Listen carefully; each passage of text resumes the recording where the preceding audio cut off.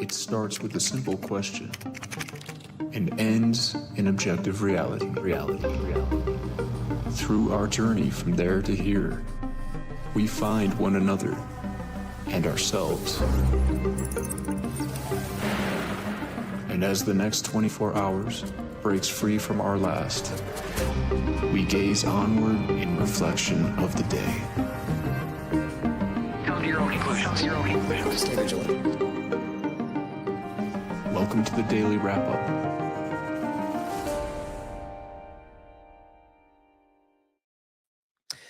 Tuesday, August 26, 2025. Thank you for joining me today. Pretty tumultuous day. I mean, the flag burning conversation has been one building. We've seen this coming for quite a while. We've talked about this. I mean, this was mentioned in Trump's last administration. Flatly unconstitutional. We'll go through it. We've talked about it when it was floated the last time. But other than that, there's a lot of other things kind of swirling around today in regard to the National Guard deployments and it's a report. And I really want to stress that. And it came through Fox, the Independent discussing it. But it's interesting, especially coming through Fox, of claiming that the states that they're about to roll out to are almost entirely Republican states. Now, you could argue, like Texas, for example, certain states are Democrat states or cities, within those Republican states. So it's up in the air. But I find things interesting like Illinois, not even on the list, despite Chicago being such an interesting focus. But that's why I'm stressing its report, because for all we know, seeing as how that's how they play the game these days, they could have just put out a fake list to get them to say that and then do something else. But my point in reporting it today is because I think we all recognize that this is, let me put it this way, those that are not, adherent to some ideological partisan drive that they, ignore facts because they're team sport politics. We talk about it often. But the people that are at least willing to be objective and honest about this, regardless of whether they see themselves as conservative or liberal, it's pretty obvious that this is unconstitutional, that this is a police state element, martial law elements to all of this, and that it is ultimately happening all across the country, or at least the narrative, the statements are it's going to be rolled out everywhere, despite it starting as this place, and it's because of the crime. But yet now all the locations they're listing don't necessarily include the places with the most crime. And are we now to believe that it's predominantly Republican states that have the most crime? It doesn't make much sense. And is there an emergency necessary to do all of that? Because that's what needs to be done to make this all make sense under the way that they're doing it. So is there now an emergency in most of the country under the guise, it's like people will go along with what they need to go along with to make this make sense for those that are desperate to be right about who he was, regardless of what he actually does. This is becoming real. Every single incremental moment we see, this is getting closer and closer to what all of us seem to be uncomfortable with. But if it was Biden who had done this, and I said this the other day that I thought makes this even more clear and important to hear.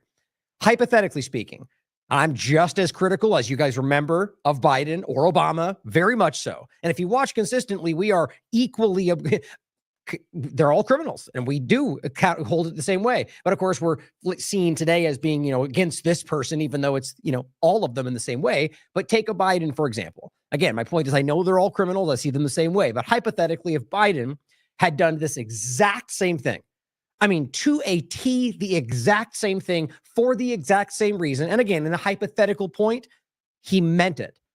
Genuinely did this because he wanted to stop crime.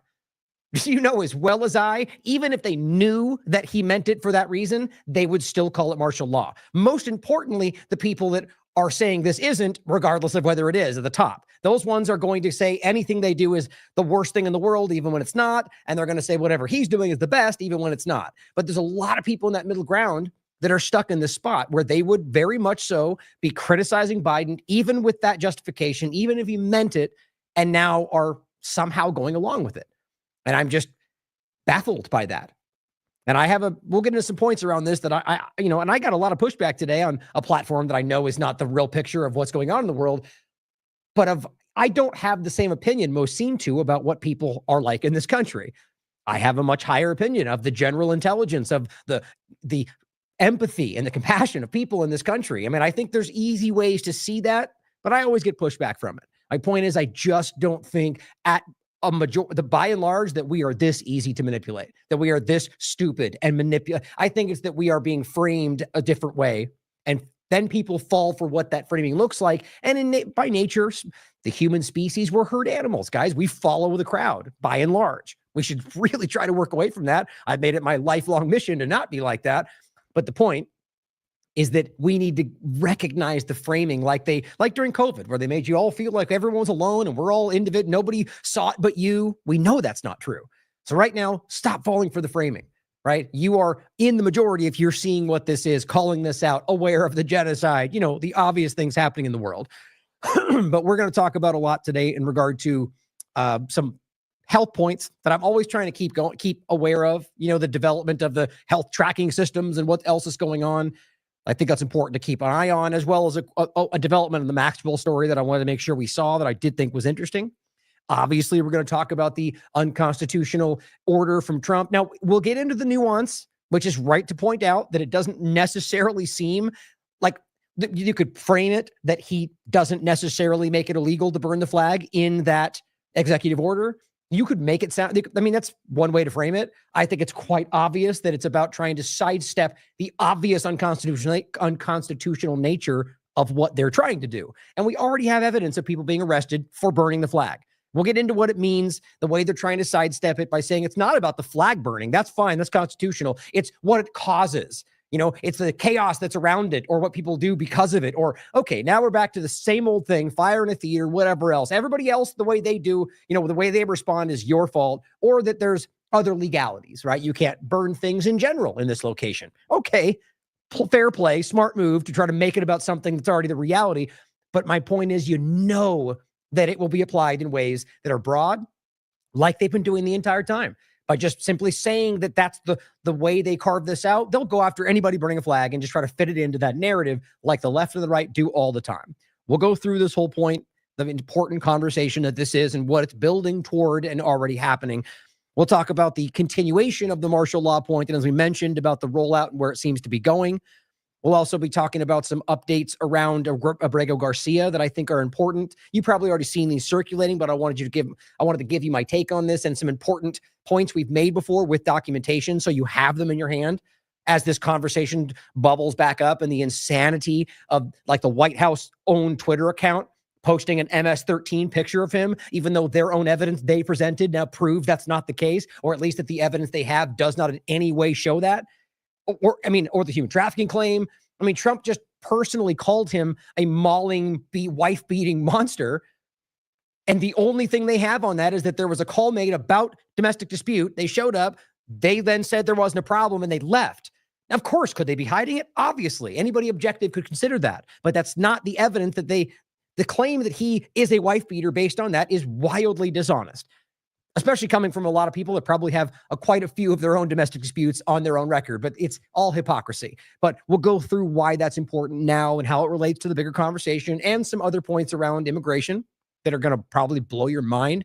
Every day I see these now, veterans being arrested and accosted for simply being in Washington, D.C. after a certain hour, or individuals who are actual U.S. citizens but have brown skin that get arrested and damn near taken away until somebody, every day it shows you that they're profiling, that they're reacting. They're not doing what they claim, that we're going after people we know and we're looking for the worst of the worst. They're going for anybody and everybody all the time, and then dealing with what, anybody brown, for example, they're grabbing.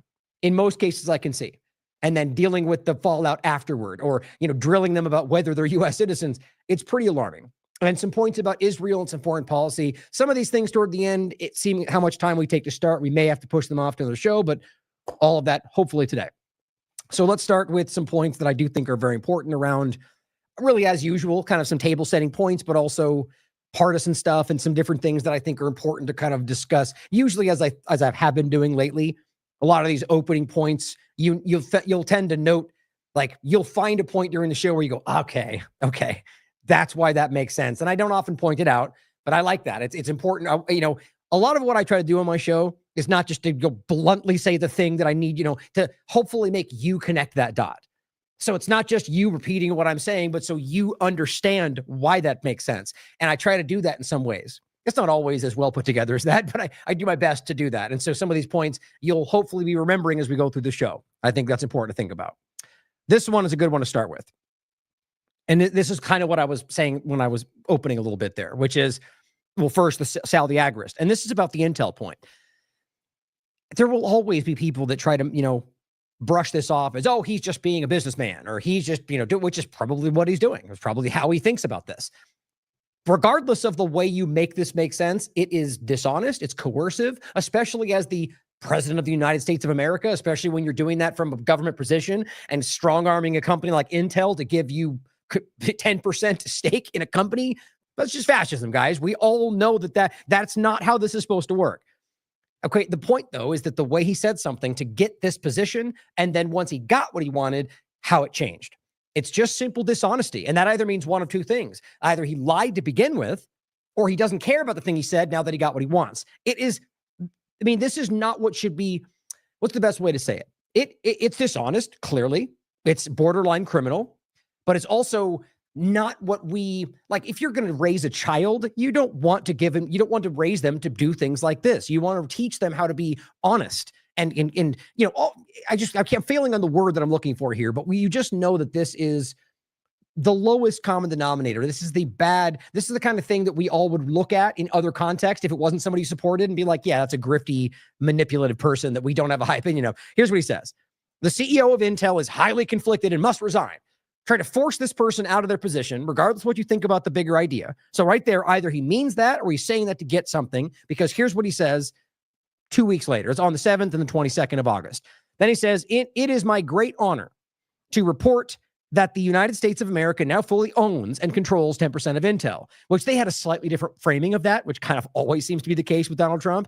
But ultimately that they promised, which is like the last thing you'd ever want from a group like this. I swear that they will almost always vote with the board unless extreme circumstances or something like that.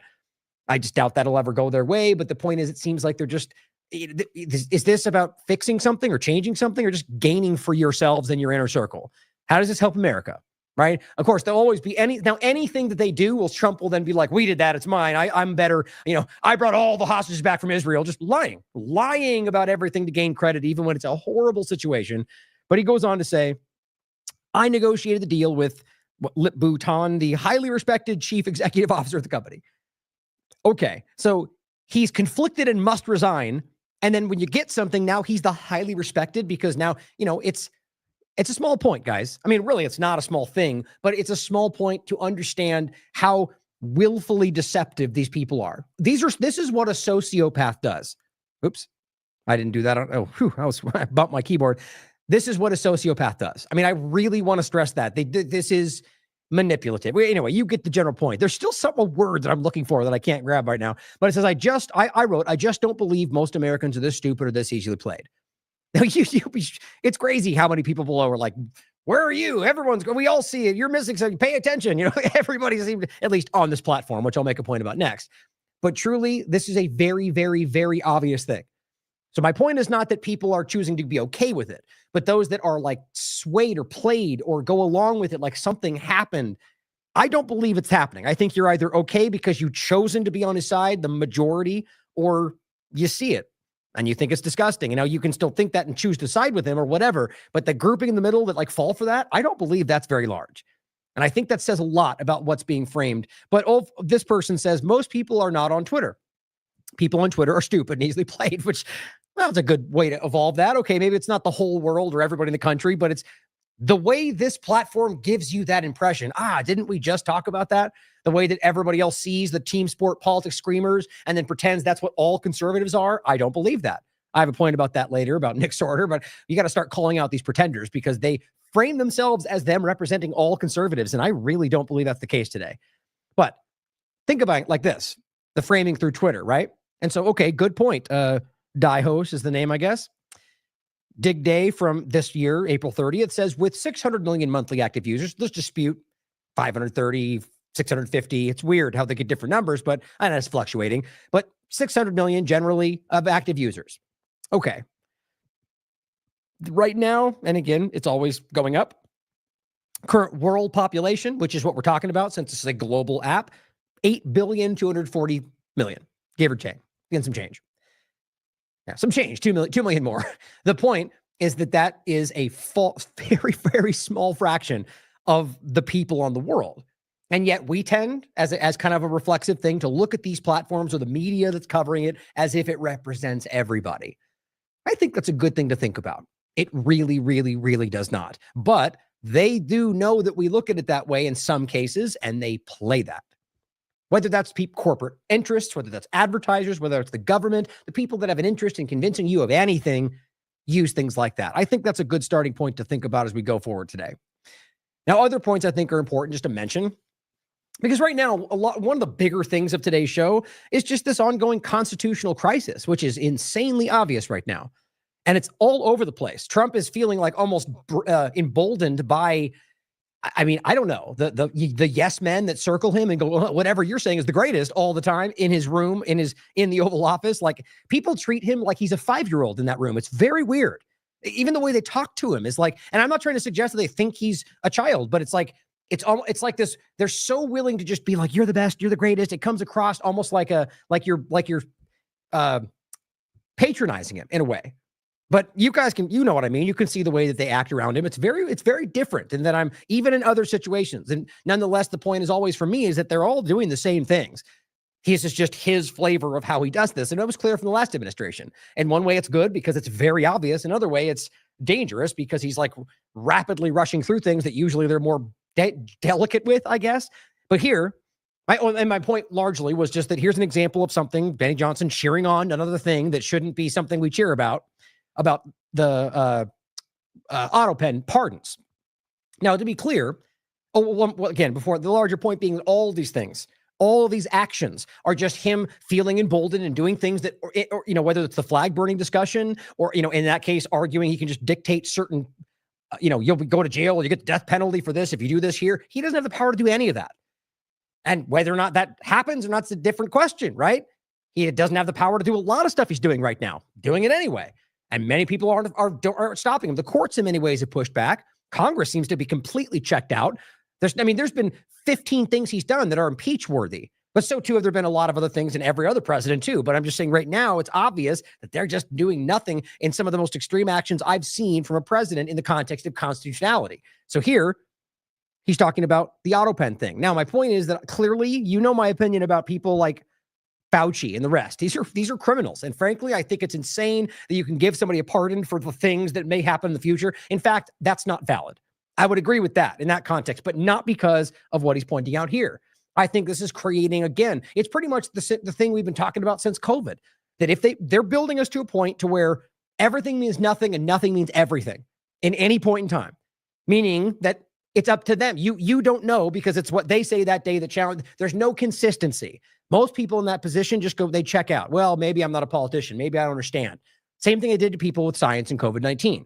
Usually they're wrong, in fact. Usually you do understand, but you're being manipulated away from understanding something that's pretty clear. So in this case, it's about the auto pen, which again is constant. It's Supreme Court's backed it up many times. The idea that you can have not what it means is like a stamp, for example, so you could, but that is not when somebody else does it. Now, remember, they have yet to prove, which shows me they don't have it because they would if they had, any example where that's been used, where somebody else has used his pen. They keep insinuating that because, well, we know Democrats are dishonest, so, and then everybody goes, we agree, even though you haven't proven anything. Based on the simple idea that we hate the other side, you guys march into anything, the ones that are blindly following. The point is, though, an auto pen was used just like Trump has used it before, and that's clear and easy to look up.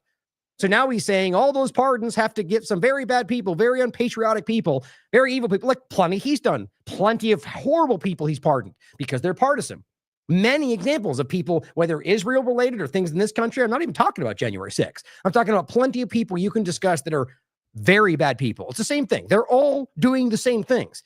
Right now, it's about trying to undermine anything that's protected by the Constitution, it seems, or the law, where you can just go, I'm doing this because I agree and you all support me because mandate, even though that's probably not the case in most things, and pushing it forward. And of course, the big other point is the screamers going, woohoo, the thing that's wrong, we cheer for because Trump did it.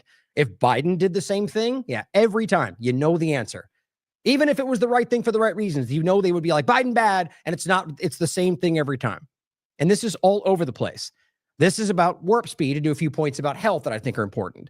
He again came out, yet again, for what, the fourth time, and even just since he's been elected again, and says, or put in the position again, Operation Warp Speed, one of the greatest achievements ever in politics or in the military. Oh, there's a different point to it. Let's hear what he has to say about that.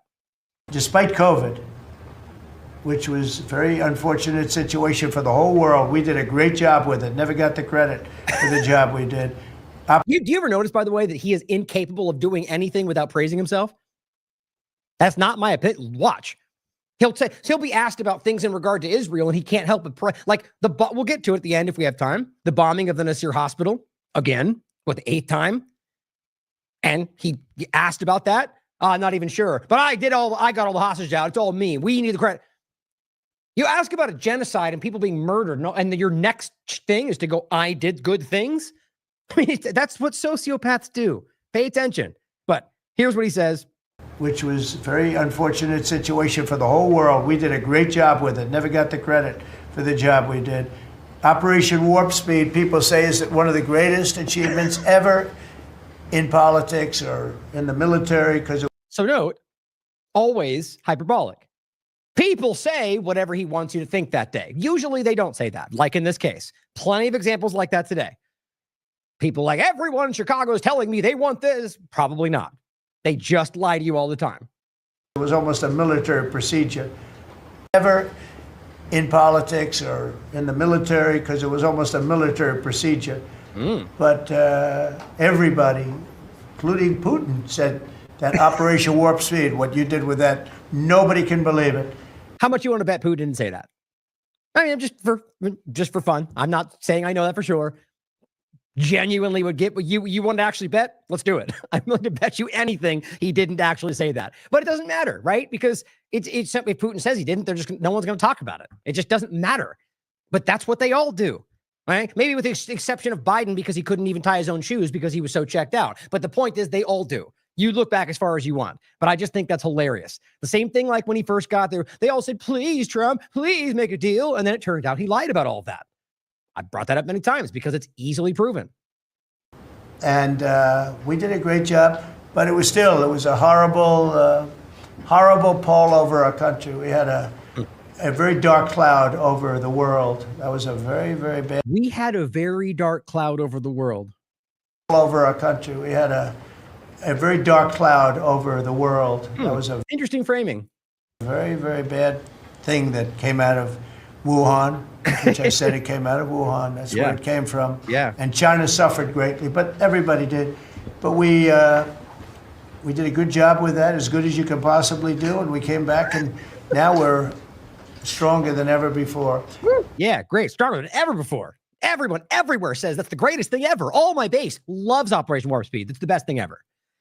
Now, the point that you should pick up on, we already hear him do this little tap dance, which is embarrassing, because I don't know anybody outside of the very people he claims he's fighting, or the very people the Jones and Johnsons of the world are telling you they're all fighting, the deep state, the power star, right? Those people tell you Warp Speed's great, don't they? So funny how you can't be like, wait a minute, the only people telling us that lie are the people we're fighting and Trump. That's weird, but he's the good guy. They're all the problem. The point, though, is that the military, right? That is very interesting. Alien Vader says, is this Trump trying to find a way of taking taking the blame for Warp Speed? I mean, you must know he knows what people think. He knows what his own base thinks. He knows they do not agree with this. He knows that they somehow secretly think it's all going to work out where he exposes something and it's all been 4D chess.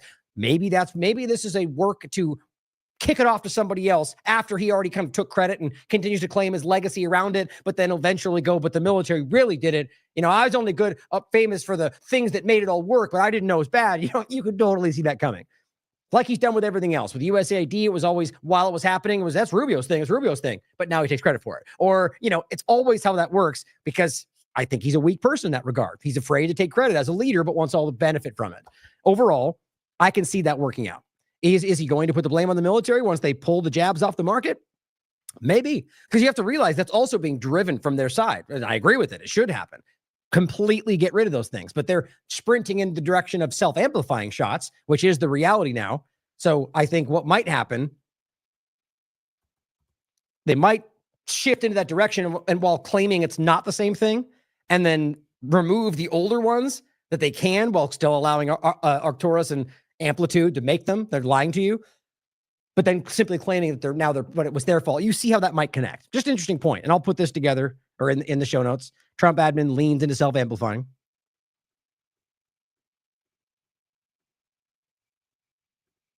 And here is 5 times August just given his disappointed face for Trump doing that yet again. And it's good to see people who are honest about this. Now, overlapping that point, the real point being that Warp Speed is still being praised. He still praises the shots. They're still giving COVID shots. They're still making COVID shots, including regular one. We've gone over this. And I mean, I could even, for those that don't know, I won't have to go over all it again. But I'll show you very quickly from their own page. This is the page about winding down mRNA. Again, it says very clearly that specifically Arcturus and Amplitude will be allowed to run their course. And they're working on multiple self-amplifying COVID shots and bird flu shots. Those are happening, as well as the fact that other uses of mRNA will be not impacted by this. So RNA in food, RNA in all sorts of other ways. So it's clearly not stopping. It's a head fake, like the gain of function head fake, like the USAID head fake, like everything else they're using to pretend they're stopping while actually keeping it going. I can't, it's very, very obvious. Which is one of those moments where it's like, look, this is not opinion. They are lying, and many people are out there lying for them, like the people we always talk about. So what that shows you is that they are knowingly being dishonest. So that has to reflect on the rest of the conversation. But keeping this in mind, here's what RFK Jr. just said. And this is wild to me. I'll make my points afterward. 39 seconds. RFK Jr. says the 60 largest tech companies will permit Americans to access their personal health data. How very kind of them. Similarly, we've made another historic agreement with personal health records. The 60 biggest tech companies in our country have all agreed to allow Americans for the first time access to their personal data, which they own, which these companies have been monetizing without permission. You're going to be able to see by next year all of your health records on your cell phone. It's going to save lives. It is going to fuel an infusion of technology into that space where people can access those records. They can compare their diet to what they personally need, and we'll have personalized medicine. Yeah, that sounds exciting, doesn't it? Now, this is one of those moments where this is very clear to me. You could argue, as always, that RFK Jr. is doing this so he gets what he wants later, or whatever the weird thing we think is okay in this broken political game, right? Where everyone compromises and then hopes to get what they want later and usually don't, right? It's so gross and broken all the time. You could argue that that's what he's doing here, but I think what's obvious is that he is knowingly misleading you, or rather, that's not even the right way to frame it. It is, but he's the way he's setting this up is to make it sound like you're gaining something here. Like we won and we got this back from you. Let me play it through and I'll make my points. Similarly, we've made another historic agreement with personal health records. The 60 biggest tech companies in our country have all agreed. Okay, so 60 biggest tech companies. Like in general, the idea that they're incestuous relationship with all of big tech in every single part of their administration, I don't know why that's not this is like having all of them sit at Trump's inauguration and pretending like that's not that's a great thing, right? All the people we've been telling you for 4 years should be in prison are now on Trump's side, and that just shows we're winning. That's so stupid, it makes my teeth hurt. People fall for it. My point is just continuing to work with them. It's not like they're strong-arming them, okay? They're making agreements with them. That's not the same thing. But let's just pretend like they're forcing them somehow against their will. Okay, keep going. To allow Americans for the first time access to their personal data, which they own. Oh, good. Great. Okay, so you're working with 60 biggest tech companies to allow access to our data. Again, very kind of you. Thank you. Well, good. Okay, I get it. As he says that which these companies have been monetizing without permission. Right. Okay. Which, by the way, was allowed during Trump's last administration and the Republican one before that and the Democrat ones before that. Right. So it's been going on for a while, and both sides of the paradigm have allowed this the entire time. Okay, fair. Maybe Trump just didn't know what to do last time, or however you want to give him the benefit of the doubt. The point is that it was going on, but maybe now he wants to deal with it. Okay. So you're telling us that you've made agreements with them. You've allowed them all this time to steal, or you've given our health data to them, and they've monetized that. And so now you're going to have them give it back to us. Okay, just that alone, you might argue is some kind of a win. That they're going to give us this data or you're going to give you access to what they have on you. Okay, But the way it's happening is the biggest problem for me. Watch the way he finished this out. We are going to go give it to you. Get your phone, you get your health app, and you're going to go through the tracking app, and we're going to give you all that data that you can use through the app, and then it's going to drive technological. So all this really seems to be is them giving you what they stole from you to get you to manipulate you into the very system that we're all calling out. It's just almost lazy to me. And we've talked about this many times. This is the one we just recently covered in regard to his the Trump's new big tech-led private health tracking system on top of the other one they did about the wearables and the push there with, by the way, Gleason from Doge, which makes no sense until you remember that it's the digital services, not actually Doge. And so it's all about wearables and digital IDs, which it always was. Elon just exited stage left and we never actually saved any money, but it's all good. Ignore all the facts. Keep sticking with the plan. You're going to be able to see by next year all of your health records on your cell phone. On your cell phone. Great. How to do that? Got to get the app, right? How to do that? Got to have an ID. I mean, maybe not, but I think that's where this all goes, right? And so you need to work with them to get your personal information they monetized from you because your government allowed it. All the ones sitting in this room. It's going to save lives. It is going to fuel an infusion of technology into that space where. Yeah, right. Because they want that because they're using their tech health tracking system. That's all. They're building their wearable technocratic health tracking monitoring game for your benefit. Look, will it save lives? Maybe in some ways, gaining the information they have on you might help you in some ways, just like maybe the tech they're using might help people work better, faster, but it'll also completely lead to a liberty-free world that they're building for you, for your safety. It's always like, there's always some level you could argue that might work out in our benefit, but it's rarely the full picture, especially when your government's involved. People can access those records. They can compare their diet to what they personally need. Compare their diet to what they personally need. Okay, so what he's saying is you can compare what you're eating to what the data from those companies think you should be eating. Great. So now we're going to align our actual life with what they think we should be doing, and let's assume that means it's in our best interest. How is this coming from this person who's been so critical of this very thing the entire time? You realize these aren't like new companies. These are the same people he told you not to trust. He said we're criminals and health manipulation. All of this is crazy to me. Well, now he's part of the team, and so now it's all good. Does that feel familiar? It certainly should, because it happens every damn time. You wonder why I'm jaded about politics? It's this, right? Stuff just like this. And we'll have personalized medicine. Yeah, personalized medicine, right? That, and you know what that is, guys? We've talked about this. Personalized medicine. Hey, Stargate. AI-created personalized drugs and vaccines. That's what they're talking about. Using their platform and Stargate and artificial intelligence with Larry Ellison and Oracle, who wants you to be in a world in the future where everyone's monitored, so everyone's safe, meaning nanotech and everything else. He's already talked about this stuff. And so you're going to use Stargate to build out AI-created drugs for personalized medicine. That is mRNA. That's what they've already told you.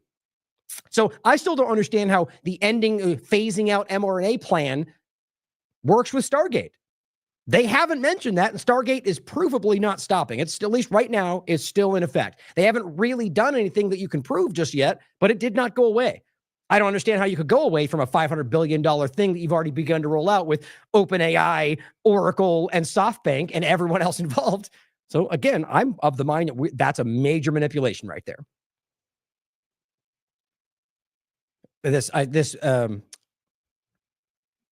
Oh, that was it. Yeah, just you're going to be able to see by next year all of your health records on your cell phone. I just think that's hilarious to me. Sasha Latapova rightly says, no, thank you. I don't want to see my health records on my cell phone because this means Palantir, among many other agents, can see my health records too. Now, the reality is, I'm not sure if she means that because it's on her phone or because that means they already have the access, which I would argue is the truth, is that ultimately they already have all that. Right? So because they already scooped up all of their information. We went over this on the health side of it.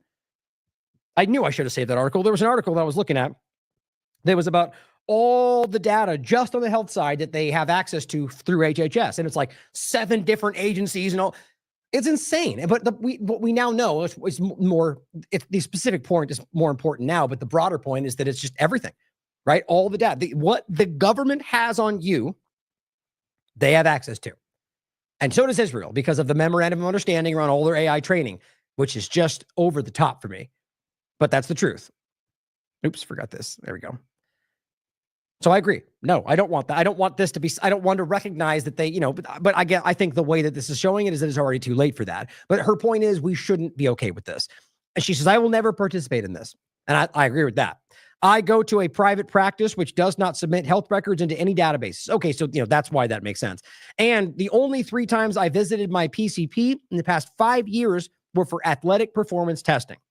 Nothing medical. I do not do any preventative screening. I don't either. I wouldn't. Tests and free and never will. These are medical mafia trapping devices. I do not do annual checkups either. I won't share my health data with anyone unless specifically needed for an immediate treatment decision. See, now that may seem crazy to some people, but that is the most logical thing with what we know about what's going on that I've ever seen. But honestly, you want my opinion? I think that this is what most people are gravitating towards at this point.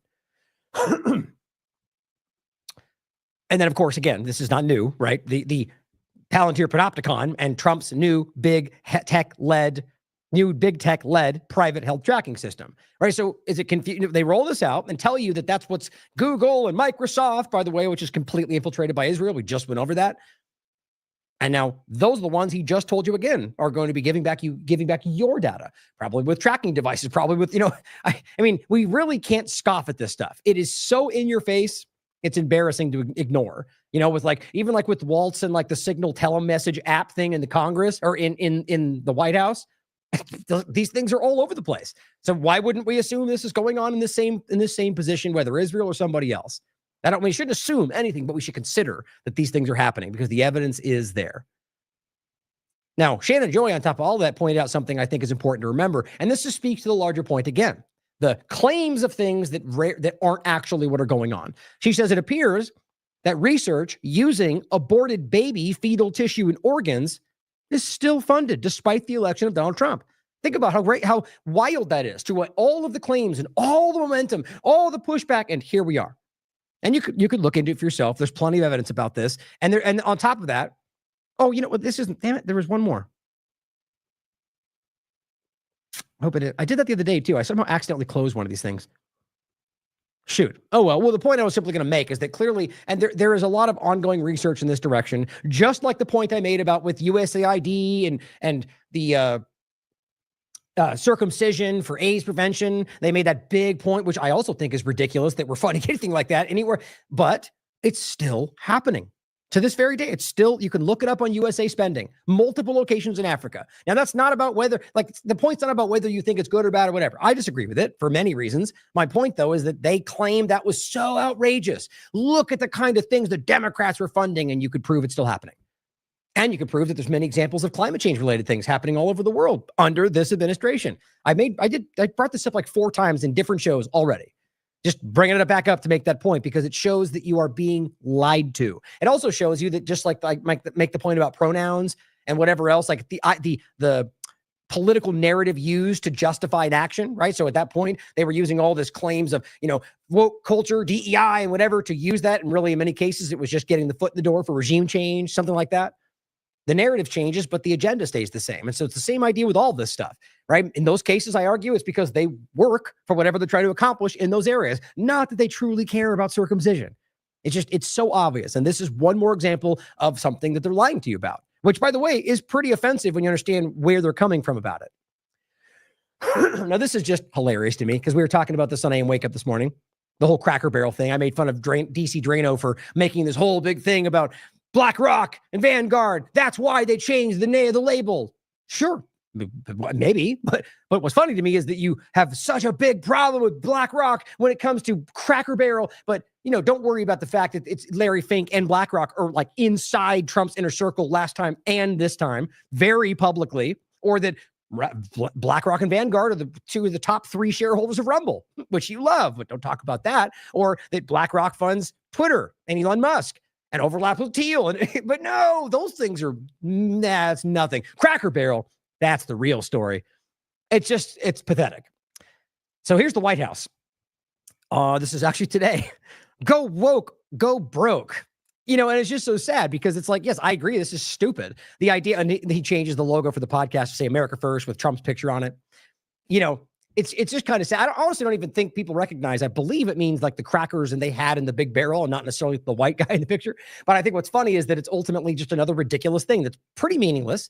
Company can change and do whatever they want. I also think it's dumb for them to do something just because of that political pressure. But I'm starting to get the sense this was almost like a manufactured thing.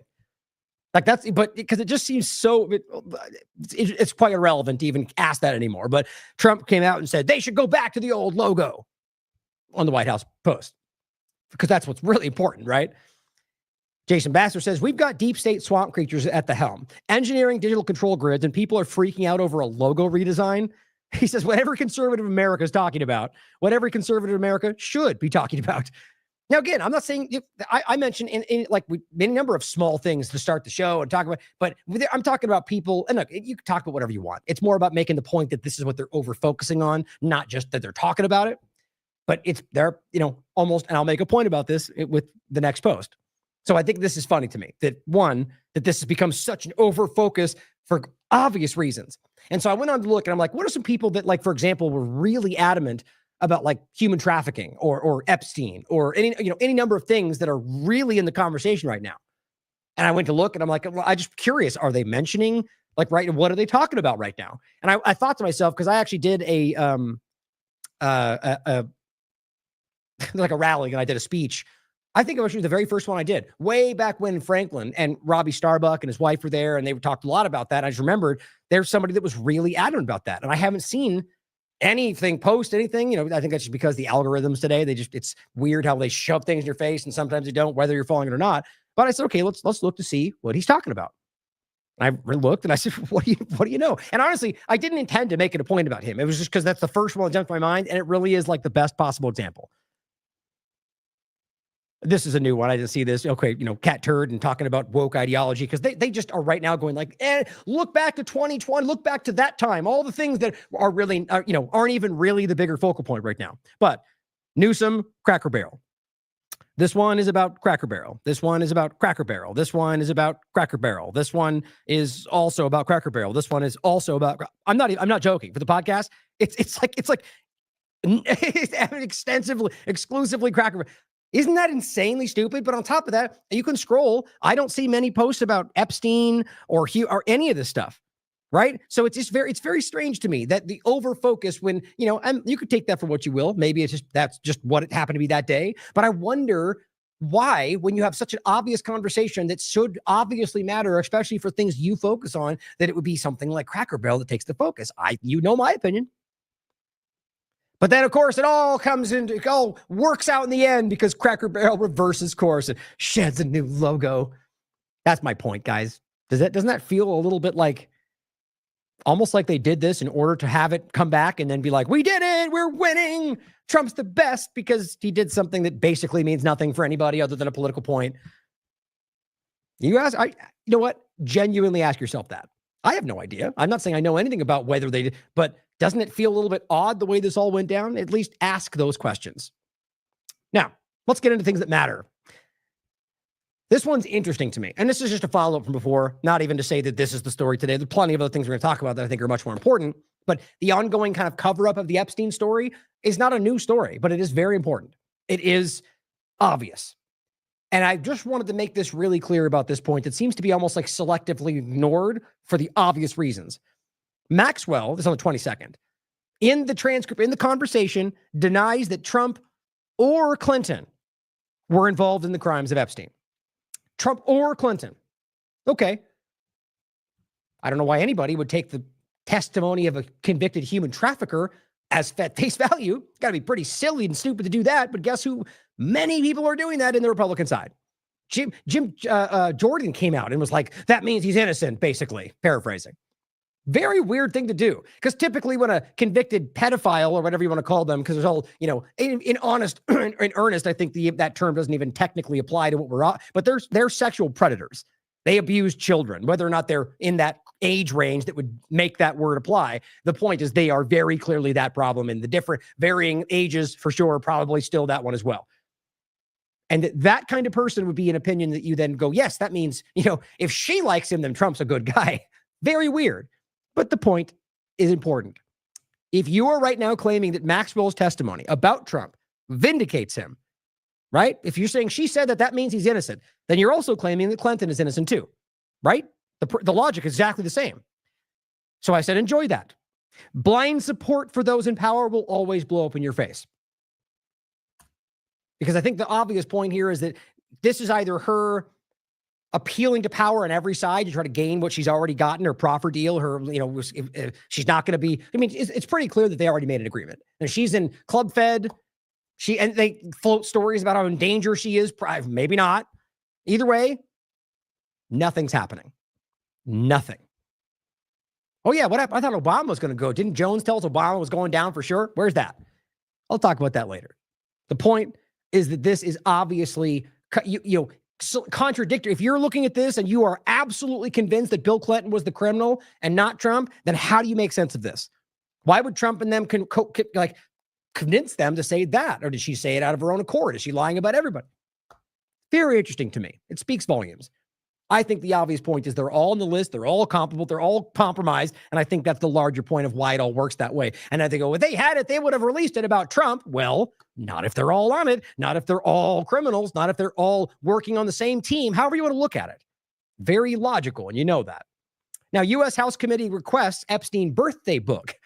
Now, the way they titled this, it first made me think, okay, this is wildly partisan. If all they're looking for is that birthday thing from Trump just to make him look, it's like that seems like the least important thing in the conversation, but the best for them to make it only Trump when they're probably all involved, right? But when you read this, they're asking for quite a bit. That shouldn't suggest that they're innocent either, because they probably, if they are involved, Comer, I think, and the rest, then they kind of probably already know that whether or not they ask, they're not going to give it. So it's like this game of chicken with them right now to be like, we give us all the information, knowing he won't because he's on it, but they're all on it. You can see how that might be playing out. All hypothetical. A U.S. panel investigating the crimes of Jeffrey Epstein has requested that the executors of his estate produce a number of documents, including a book said to have contained personal messages of his 50th birthday.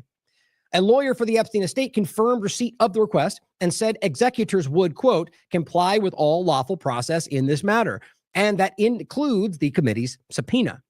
It says, among other papers, it also requests any non-disclosure agreements executed by Epstein over a 3-decade period. That's interesting. And his will preceding his death in jail from 2019. Now, ask yourself, why aren't these things already out there? Isn't it Trump and Bondi and Bongino and Cash all telling you that you got it all? And it's all victim stuff and porn that we can't give you. Okay, then how does that make sense? Or about the book with the birthday stuff? I mean, pretty clearly those they're just keeping it from you. I think that's and look, I don't need to convince anybody of this. Honestly, it's mostly conservatives pointing this out, despite the way they want to frame it as a bunch of weakling manipulators or the, Democrat secret worker or whatever. It's just the narrative they spin out are always so embarrassing to hide that largely conservatives are the ones calling for this. But it says, among other papers, then it goes on to say, it further demands any document or record that could be reasonably construed to be a potential list of clients involved in sex acts or sex trafficking. That's pretty, I was surprised to see that, to be honest, because of what I just said before. So they're going to give us the list. I doubt that's going to happen. And now they've kind of made a good, let's just say again, the reality is that they're all basically compromised in some way. None of them want this to come out. It's kind of a good move to go, put it, okay, now we demand the list. So if they don't do it, that makes them look like they're hiding it, even though I think they all know it's not going to, that is kind of my impression of it. Or, my opinion based on how prolific this really was. And you can really see that, guys. I mean, just looking at the Israel influence over this, and there's no hiding the Israel overlap to what Epstein was. It's one of the most obvious parts of the conversation. And weirdly, one of the most dismissed, I shouldn't even say weirdly, obviously, one of the most dismissed by people involved in that side of the conversation. Makes sense. But it goes on to say, however, the U.S. Department of Justice and FBI have stated that no such list exists. And there you go. But we'll have to wait and see how this pans out. I think they've been saying it the whole time, even though they're the ones that built this narrative in the first place, which is ridiculous.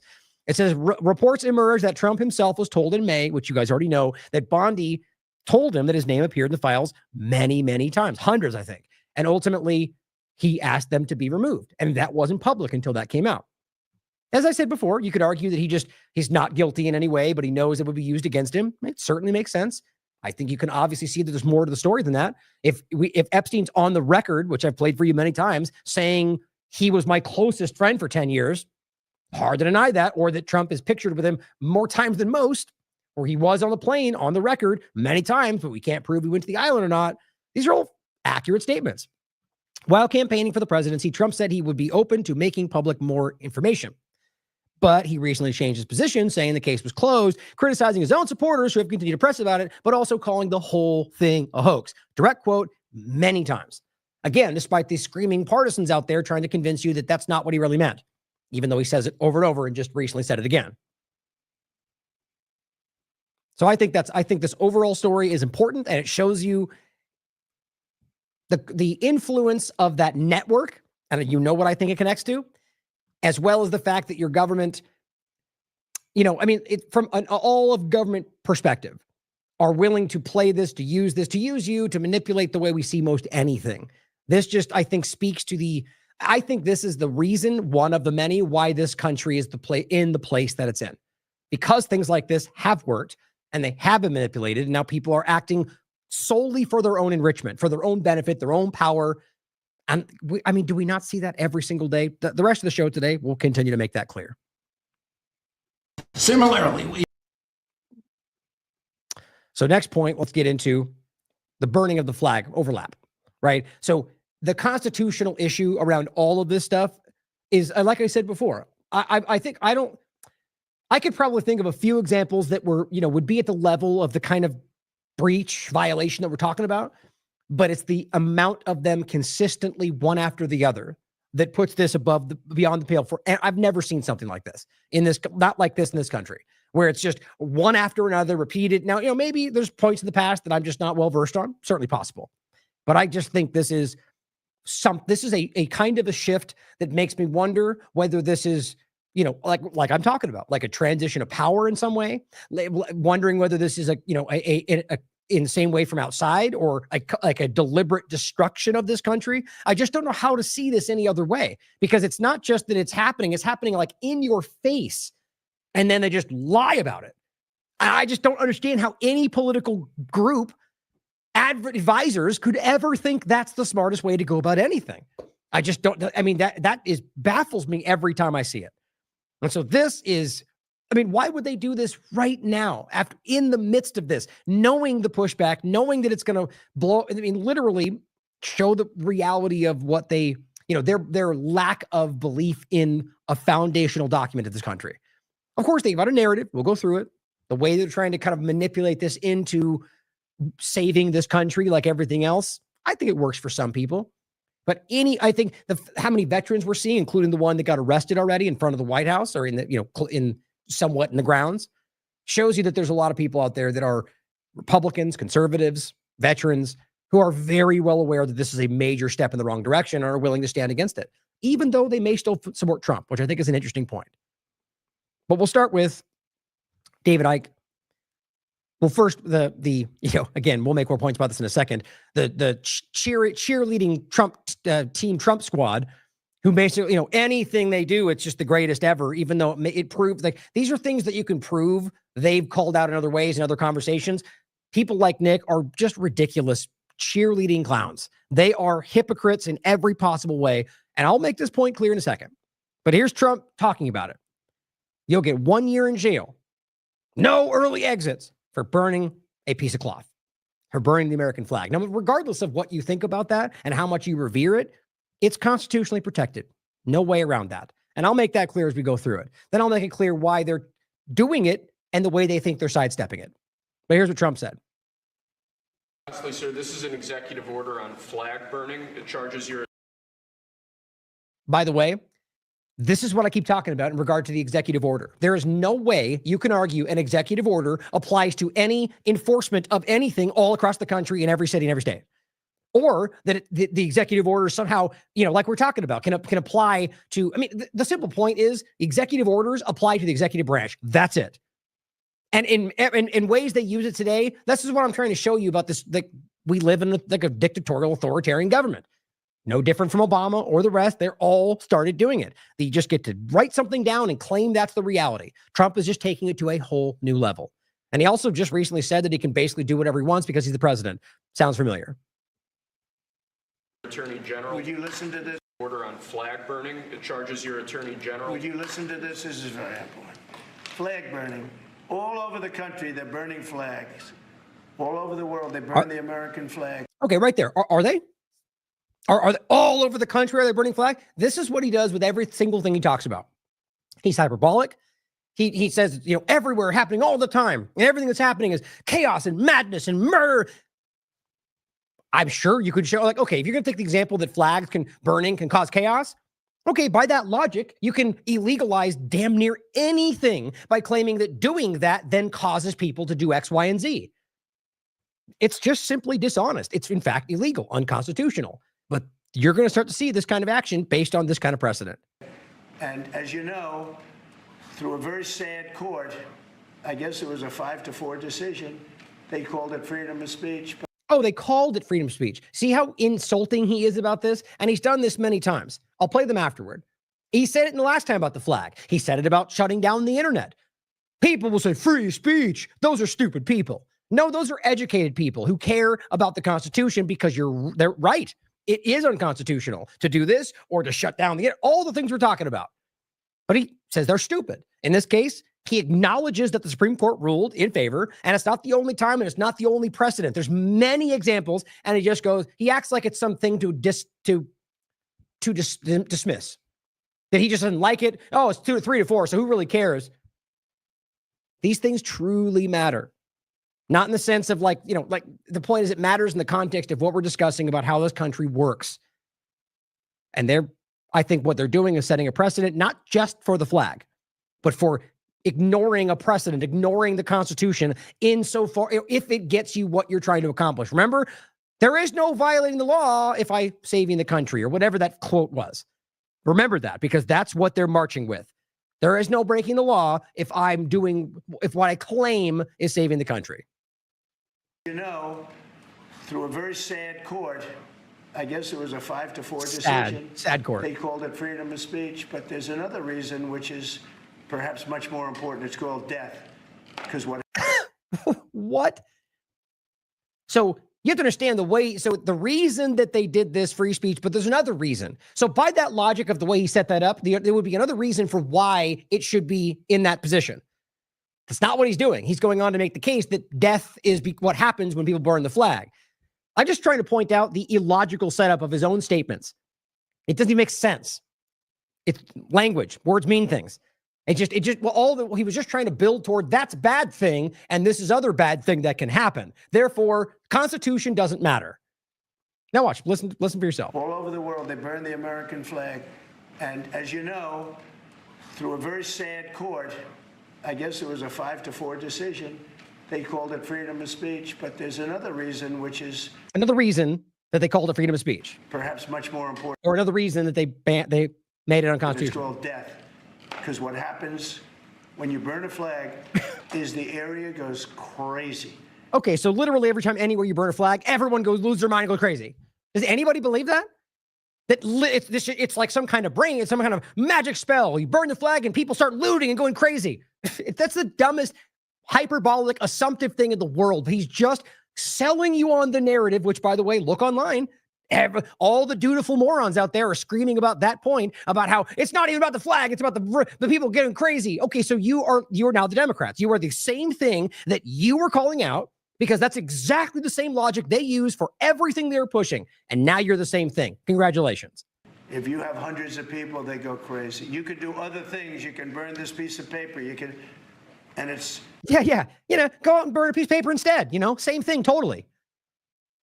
It doesn't matter. It's about your right to do this that is protected. And all he's trying to do in a very clumsy way is suggest that because that might lead to other things, but what he's saying is it always does all the time and everything's crazy, then that means we can make this illegal. No, it doesn't. It just doesn't matter. I don't care if literally you burn the flag. It does exactly what you're saying. It still does not change the reality of the the reality of the constitutionality of it. Trap myself with the sentence. But when you burn the American flag, it incites riots. Nope. No, it just burn the flag. People can do what they want, act how they want. The idea is that it's a protected act. You're not starting a riot. People can riot and they can be arrested for rioting. This is insane. This is the same logic the Democrats use to shut down all the things you guys have called out. Levels that we've never seen before. People go crazy. So again, levels we've never seen before. Can you give me an example? Levels we've never seen before. So you take the craziest chaos you've ever seen in the world that's documented, and that's worse, that we've seen it worse after the flag burning. Now you can act like I'm being too specific. That's the way he does this. He's lying. It's not some kind of, just kind of off the cuff talking. He's making things up. He's always pressing it to the most extreme level because it's all about narrative building. And the dutiful morons, again, will come out and scream what they just told us. That's what happens every single time. Both ways.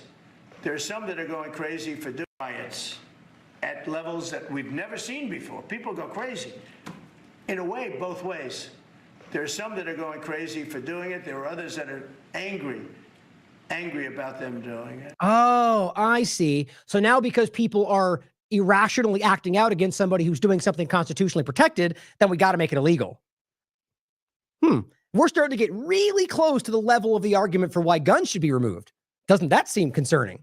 But I'm sure that won't happen, seeing as Trump is the one that has pretty much rolled forward every big change, including bump stocks, or, floating the idea of, I should say every big change, but in the context of what we've seen recently, or the idea of ban the guns, due process later. He personally said that. Now, I'm not even saying it's going to happen. In fact, I find that really hard to believe, but there's been a lot of things that I find hard to believe. My point is, if you disagree with the logic of the gun narrative they've spun, this is no different. You're not responsible for other people reacting to you. This is like saying shut down a protest because they've attacked me, right? So me being here caused them to attack me, so therefore I'm the reason this has to go away. It's just simply a broken argument for shutting down what they want anywhere all the time.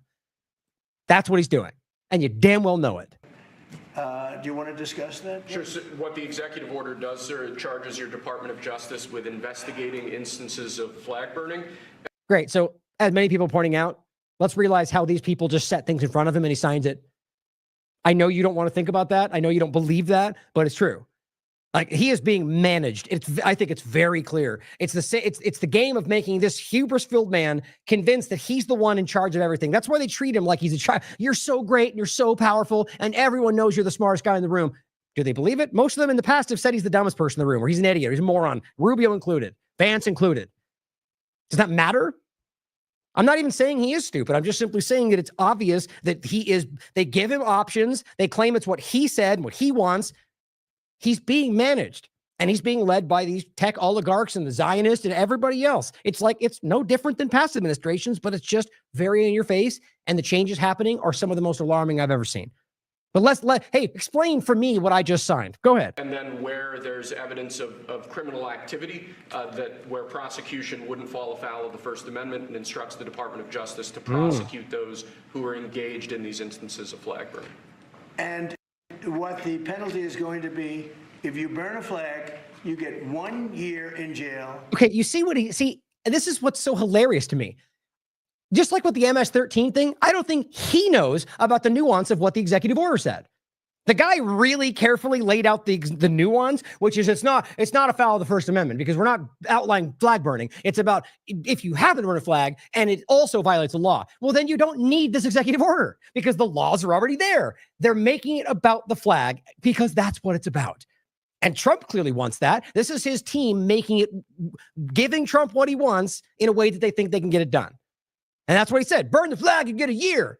The guy literally just said that it's not about the flag. It's like if you burn it in an area where burning things are illegal, or if you burn it and it causes a riot and you're blamed for that.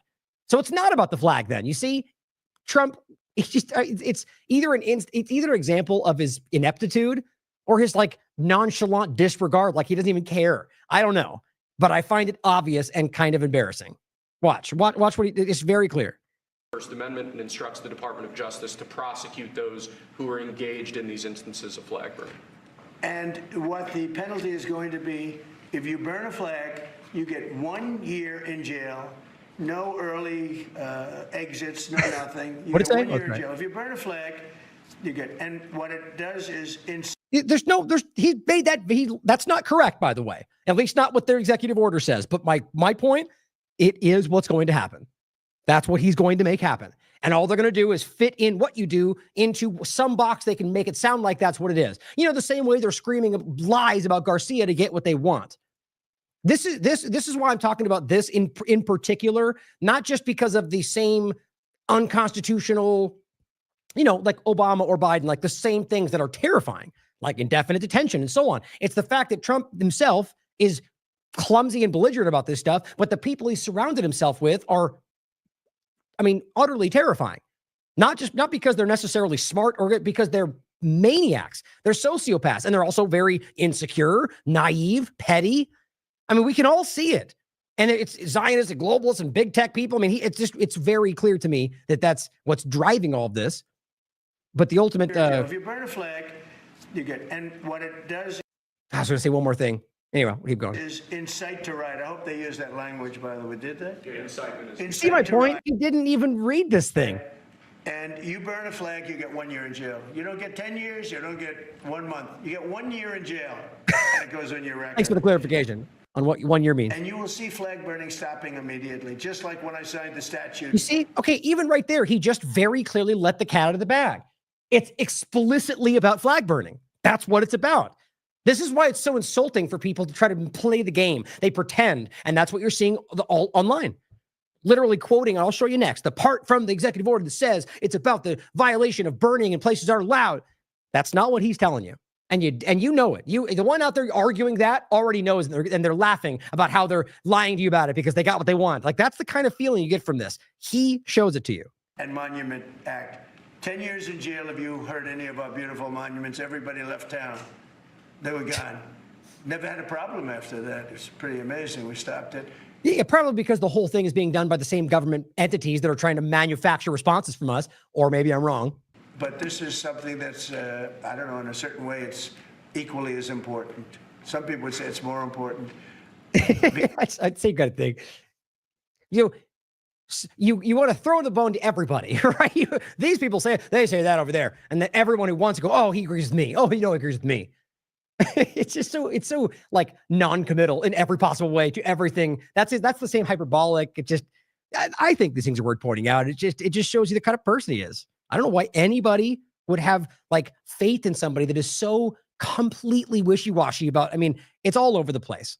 And yes, he does make definitive statements all the time. But when it comes to the moments of struggle, like the moments where you're doing something that you know might not be, like, if you're a leader, you would come out and you wouldn't try to softball, you wouldn't try to sidestep it, you wouldn't try to nuance it. You would say, I'm doing the hard thing for this reason because I believe in it, and take the consequences. But these are weak people. Because the people in this country don't want to see our American flag burned and spit on. And by people that are, in many cases, paid agitators. They're paid by the radical left. Right. Or the right, because they both do it, and they all know that. But see, this is about, now he's bringing in the left, the bad Democrats, which by the way, for some of them means whatever he just said before that is all, now we all agree because bad Democrat, right? That it all makes sense. It works for some people. Do it. You talk to these people, they don't even know, half of them don't even know what they're doing. They say, I don't know, they gave me money to do this. I see the same things that you do. They're bad people. They're trying to destroy our nation. That's not working, because I think our nation now is the most respected nation anywhere in the world. You see my point? That was just so unnecessary. What is your issue? Why do you always have to lurch into, I'm so great, and everyone thinks I'm doing a great job? I mean, it screams insecurity. And it's also simply not true. And you know it. We all know it. I don't even need to stress that. I think we're all very aware of what the world thinks of this country right now. You saw that with the European leaders on Friday. Oh, great. The other globalists love Trump right now. We're winning. So that with NATO, where they agreed to go from 2% no pay to 5% fully paid up. Oh, good, because NATO's not going away. Yeah, that was another lie. Hooray! Trillions of dollars paid, where they respect your president to a level that they jokingly call me the president of Europe. They call me the president of Europe, which right. Again, how much you want to bet that actually didn't happen? I mean, I don't know. It could. It just seems like there's so many examples like that that turn out later to be false, but they're so inconsequential. It's such a small thing to do, but it happens all the time. It's an honor. I like Europe, and I like those people. They're good people. They're great leaders. And we've never had... Yeah, oh, the leaders, right. The ones that you guys all tell us are monsters and pedophiles. And he loves them, though. But that's a secret 40 chess move, and he hates them. And they're going to secretly be arrested in 4 years. Wait for it. Had a case where 7 plus really 28, essentially 38 countries were represented here the other day. 38 European countries were European and other countries were represented. Right, right. See, Vass Ackert's in the chat rightly recognizes, what the hell is he talking about? Look at where we started. How the hell did we even get to this point? Because he does this kind of like sprawling praise of himself that goes from topic to topic and it doesn't even connect. By the time he's done talking about how great he did and Europe loves him, it's like, wait a minute, what did we even start with? What were we talking about again? Oh, that's right, burning the American flag. I just think it's insane, guys. It is really like another level what we're watching. And it was a great meeting, but your country is respected again. I say it all. See, I think he lost where he was. 1 year ago, our country was dead. Everybody said it. We had a dead country. We were not going to survive. Now we have the hottest country anywhere in the world. Oh, it's so hot. Hansel is so hot right now. So it's an honor to be involved. And this group has a lot to do with it right behind me. What was I signing again? Europe? That's right, Europe. I mean, I shouldn't be that dismissive because honestly, doing that is going to push people away that need to hear what we're talking about. But guys, it's just cartoonish, you know? I mean, it really is. That's when I say worthy of ridicule. Wow. So the other part, aside from Nick Sorter's childish cheerleading of bad things in the country, let's listen to some people that called this out. Now, Bill Hicks, I agree with the way he did this it's humorous, but it's also spot on, worth pointing out. But I'm going to play to you from Scalia, from Ron Paul, from Decentralized News did a great clip that kind of includes both some parts of this, a little redundant, but I think it's well done. I want to play it. But guys, this is why I argue that most people very much do see this. That doesn't mean they're all telling you that, or that they all necessarily will even push back against it. But you know as well as I, if you're a Republican and you've been screaming about how important the Constitution is, if you've been screaming about things like gun rights or constitutional rights and the protection of them, now you're going, damn it. Like that is, you're either too stupid to know that's what you're obviously looking at, or and you just pull that punch. Now, I'd like to believe you're out there calling it out because that would be principle. And that is actually what I believe most conservatives have, or Democrats or liberals, however you want to look at it. I really do believe that. And I just think that they get swayed by politics. And I think that's obvious. And the reason I say that is many examples of how the government acts. I don't believe the government would be always pretending to be some good force in the world if they didn't believe that we in large wanted that. I think that's pretty self-explanatory, but it's just my opinion. So this speaks to the fact that I think we've talked about this for a long time. It's very well understood. It's been embodied. And now we just see Trump just radically change that. And I think that's the point. What is that supposed to accomplish?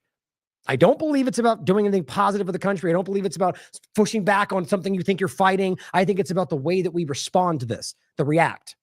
But decide for yourself. I'm sick of this shit, man. It's ridiculous. Our emotions are running wild and our mind is stopped, man. The flag burning thing. Oh, God, did that bring up some fucking retarded emotions? The flag! The flag! They didn't say that. They said if a guy burns a flag, he perhaps doesn't need to go to jail for a fucking year. Pretty harsh on their part, isn't it? People are going, hey, buddy, let me tell you something.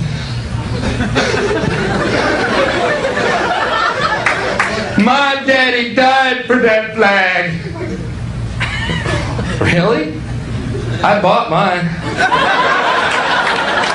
They sell them at Kmart and shit. Yeah, $3. He died in the Korean War for that flag. What a coincidence. Mine was made in Korea. Didn't die for a fucking flag. It's a piece of cloth. He died for what the flag represents, which is the freedom to burn the fucking flag. And as my friend Jimmy Pineapple would say. I'm sorry for the cursing. I usually warn about that. But not that I'm sorry that he's cursing, but I usually give you guys a heads up because this is usually a family-friendly show. But it's such a perfectly obvious point, right? They didn't die for the flag. They died for that freedom, which, by the way, actually used to be the mantra, right? But now it's shifted. You understand this. You agree with it. It's time to be honest about it and call it. Case fucking closed.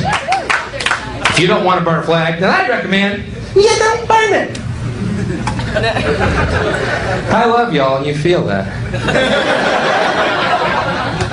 Do we? I feel like we're being lectured by some kind of pale demon. Well, that too. So here is what Trump put out. I just want to show you a couple points on this. Like the first part is trying to like lay out the moral, like, the narrative for you, the way you're supposed to think, and all it really is it's the symbol that represents us and we care about it. Anybody doing it doesn't love this country. It regardless of what even if you think that's true, it doesn't change the legal reality of it. It doesn't change that you have the right to do so, especially when you understand that what they're laying out for you here is statism, it's jingoism. That's what they're doing. You can understand why people might revere that any flag for that matter, or why a person in this country might have a certain affection for it when they have fought and died. But you can understand these things. But the idea that they're trying to tell you that this represents you, it's just not the truth. And I think that's the hard part for people to get around right now is that they've been convinced. It's like being convinced that somehow they gave you your rights. It's so many constitutionally illiterate people in this country, and they're all the ones screaming online right now.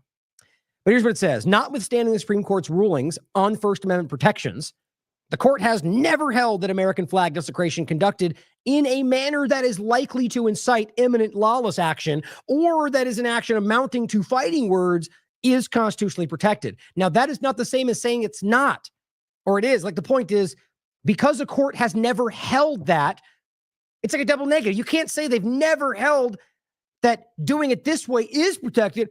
That is a weak loophole sidestep. So when this comes to pass, when they arrest this veteran, they probably will. You see what I'm saying? Like that, because the point is it's about that this is a protected act. All they did was find a specific carve-out circumstance that hasn't been ruled either way. That's what they're doing.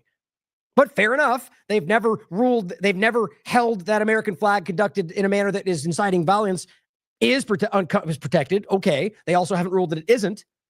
The idea is that it is in general. So they're carving out, like, this is my point from before.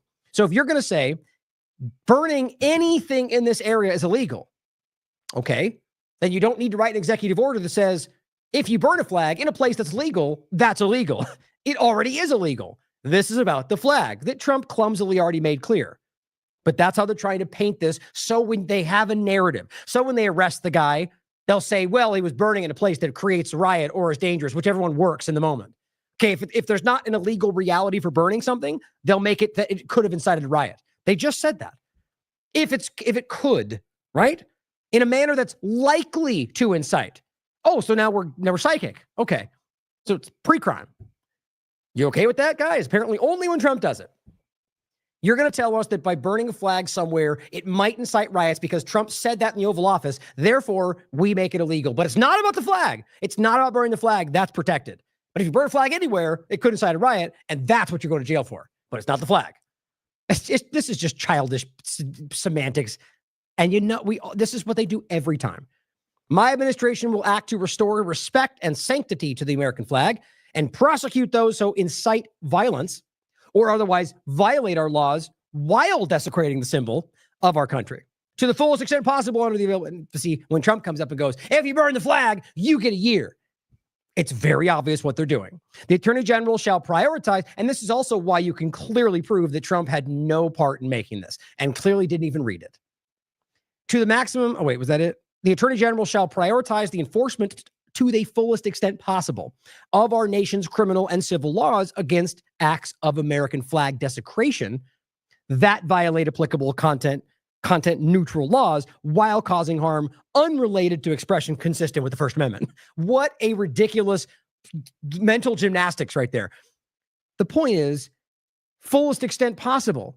Okay, so if you burn something in a place where it's not allowed to be burned, there's already a crime amount for that, right? So what you're saying is, if you do the flag version of that, we'll push it to the limit. Okay, then explain to me how that's not about the flag. Honestly, this is just bad. To the maximum extent permitted by the Constitution, because they clearly care about that, the Attorney General shall vigorously prosecute those who violate our laws in ways that involve desecrating the American flag and may pursue litigation to clarify the scope of the First Amendment exceptions in this area. Wow.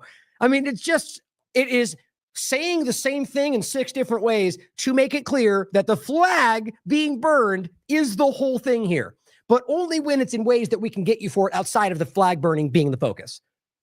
Right? Very, very well done. But it says this Secretary of State, the Attorney General, and the Secretary of Homeland Security, acting within their respective authorities, shall deny, prohibit, terminate, or revoke visas, residence permits, naturalization proceedings, and other immigration benefits, or seek removal from the United States pursuant to federal law, including all the different articles, whenever there has been an appropriate determination that foreign nationals have engaged in American flag desecration activity under circumstances that permit the exercise of such remedies pursuant to federal law. Okay.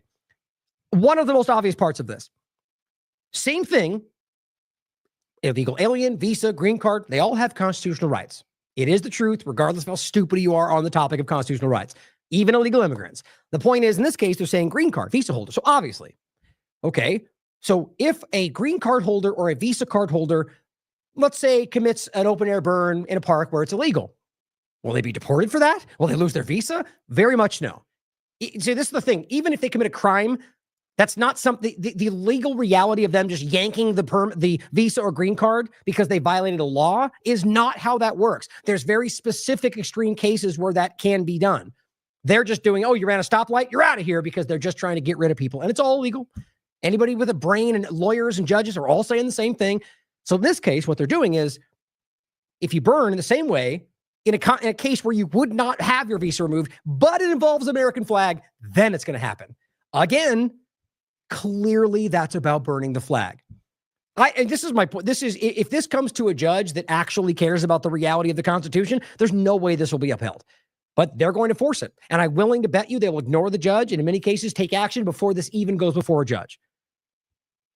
You know, we've seen it already, guys. Look, I've got people I know that are acting like this makes sense. And it makes me sad because it is obviously insane. Like, it is a willful deception of what's going on, just like they did with Garcia, because they want what they want and they don't care that it's wrong, but they know that you might. So they fudge it a little bit and then hope that you listen to the liars online about what it really means and ignore the obvious, ridiculous, unconstitutional thing flapping in your face. Libertarian Party says burning the American flag is an expression of free speech, which has repeatedly been defended by the U.S. Supreme Court. Repeatedly. Like, Trump tried to make it sound like this one case. He's just doing that to make it sound like it was a brief thing and they were wrong and let's redo that. It's not. It's been roundly upheld. And it says, patriotism doesn't mean blind allegiance to symbols. Patriots sure need to hear that today. If you ban burning the flag, you wholly discredit what it represents. Right. All these fake libertarians out there seem to miss that. Now, I will say there have been some that are, I would argue, really bad right now in regard to criticizing Trump administration who are standing up and calling this out. So good. I'm glad to see that because that's what a libertarian should do. But quit whining, you're on the internet says, or just highlights exactly the point that we're talking about. The court has never held that American flag is conducted in a manner that's likely to incite is constitutionally protected. Again, that doesn't mean anything. You're saying something hasn't happened here. They've never ruled one way or the other on this point. It's not the point you think it is, bud. Either way, what they're trying to say there is they can arrest them for this because they're claiming it's about the other thing, not the obvious thing they're going after. I'm telling you, this is what the argument is all over the internet right now. Now, Chris Ann Hall says this. I think it's very well put. Trump desperately needs a real constitutional advisor. Pam Bondi is not. She's not a real anything, in my opinion. She's a not along whatever Trump says person. And I think that's pretty obvious. And never has been, she says, a constitutional advocate. She doesn't, clearly her or Kristi Noem have no clue what they're talking about. P.S. This is an executive order and is not even enforceable. Exactly. Now, but here's the thing, though. Some are suggesting that that's entirely the point. That it's not even really about this and they're not even going to enforce. It's really about giving some kind of a nod to people that want this to be the case because they hate Democrats or people that hate this country. They're like this rabid, jingoistic people that want, anything that if you say a bad word about the country, you should get deported, like that kind of lunacy. So maybe they're right. I honestly hope that's the case because to drive this forward, even the executive order itself and like the momentum behind it is a damaging thing for this country. and for the understanding of the constitutional the constitutional reality of the country, rather. So that's worth considering. But if I want my opinion, if I'm guessing which way it'll go, I've already seen a veteran get arrested for it. So I think it's going to go the bad direction, to be honest. But she says you can't hate flag burning. Oh, you can hate flag burning. You can despise it. It can make your blood boil. But if you understand liberty, the very foundation of America, you cannot support government limits on free speech just because it offends you. Because that makes you the same Democrats you're calling out, doesn't it? This is exactly what separates a republic from free men from a kingdom of subjects. It's the protection of free speech we disagree with. And let's be clear, the Supreme Court will strike down any such law. I certainly hope so. Not because they like flag burning, but because it will be their constitutional duty to do so. And before you nod along thinking it's justified, remember, a president you don't like will one day wield the same power. It's amazing how they can't reflect on that. Again, my argument is always the ones that are really driving the blind allegiance are the ones that don't care which way it goes either way. They're just benefiting by the ongoing manipulations, but they convince a lot of good people to look away from it. And it goes on to say, imagine waving a don't tread on me flag. Oh, wait, no, it says, what happens when a liberal president decides that your speech is offensive and uses the same power against you? Guys, it's the same point, right? So if you were upset about them saying you can't say these words, you're doing the same thing. Imagine waving a don't tread on me flag at a protest and being arrested because the president says it represents domestic extremism. Palestinian flag. It's the same thing. It doesn't matter what you think it represents. It is your right. And you're doing the same thing. You are, in fact, destroying what you think you're fighting for. Call it out. Once you give the government a power, it was never meant to have. It will always be used by somebody against you. Every time. Now, here's what the White House put out. Now, this is what's so embarrassing about this right now. The DHS account, the White House, it's like they've got some 16-year-old Doge person running these accounts. That they're small and petty and embarrassing. Like as much as I know that the government doesn't represent us, people in the world think that. And it embarrasses me to see that they look and they think we're so stupid. It's the same way people look at the conservative screamers or the liberal screamers and they act like that represents everybody in the sides. They don't. But it's embarrassing, isn't it? When you see they think that's what you look like and you don't. This is what they're doing. And they're making these like manipulative propaganda videos. And in fact, I'll read you an article in a minute or part of it that shows you that's what they're doing on the ground in Washington, D.C. They're like producing things like wag the dog style. But here, White House says actions have consequences. Burn an American flag, disrespect our nation, incite violence, 1 year in jail, no excuses. Oh, wait a minute. Hold on. I thought you just made this whole thing about not the flag, but about if it's illegal in other ways.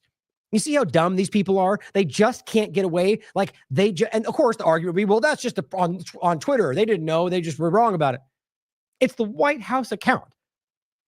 It's about the flag. Let's stop being children, okay? It's obvious what they're doing. And even Twitter says, hey, per the United States Supreme Court, Texas versus Johnson, flag burning constitutes symbolic speech that is protected. I even saved that just in case they got it deleted, which they have been doing, like Kash Patel did. But here's the video. America was never great. America was never great. America was never great.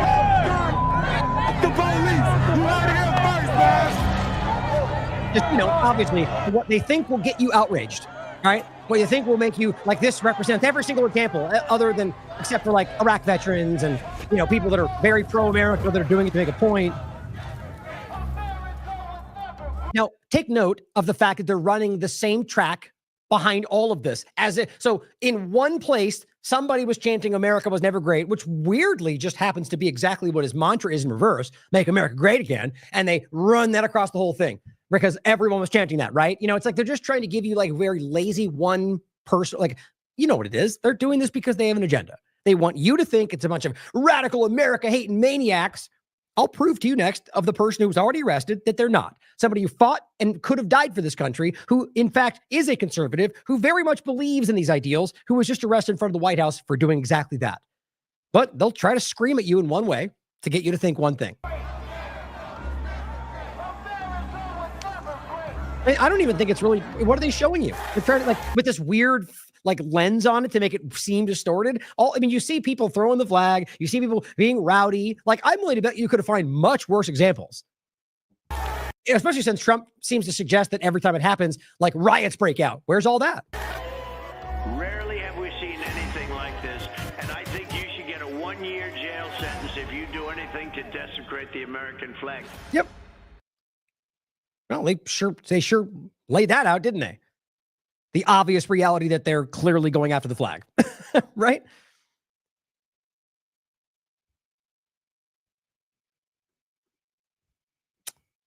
Next, Glenn Greenwald, with, of course, a clip from Justice Antonin Scalia. Probably the most popular justice among the American right in the last 5 decades, explaining why burning the American flag is vital free speech under the First Amendment and why banning it is clearly unconstitutional. Now, like Glenn, for example, is coming at this from the obvious.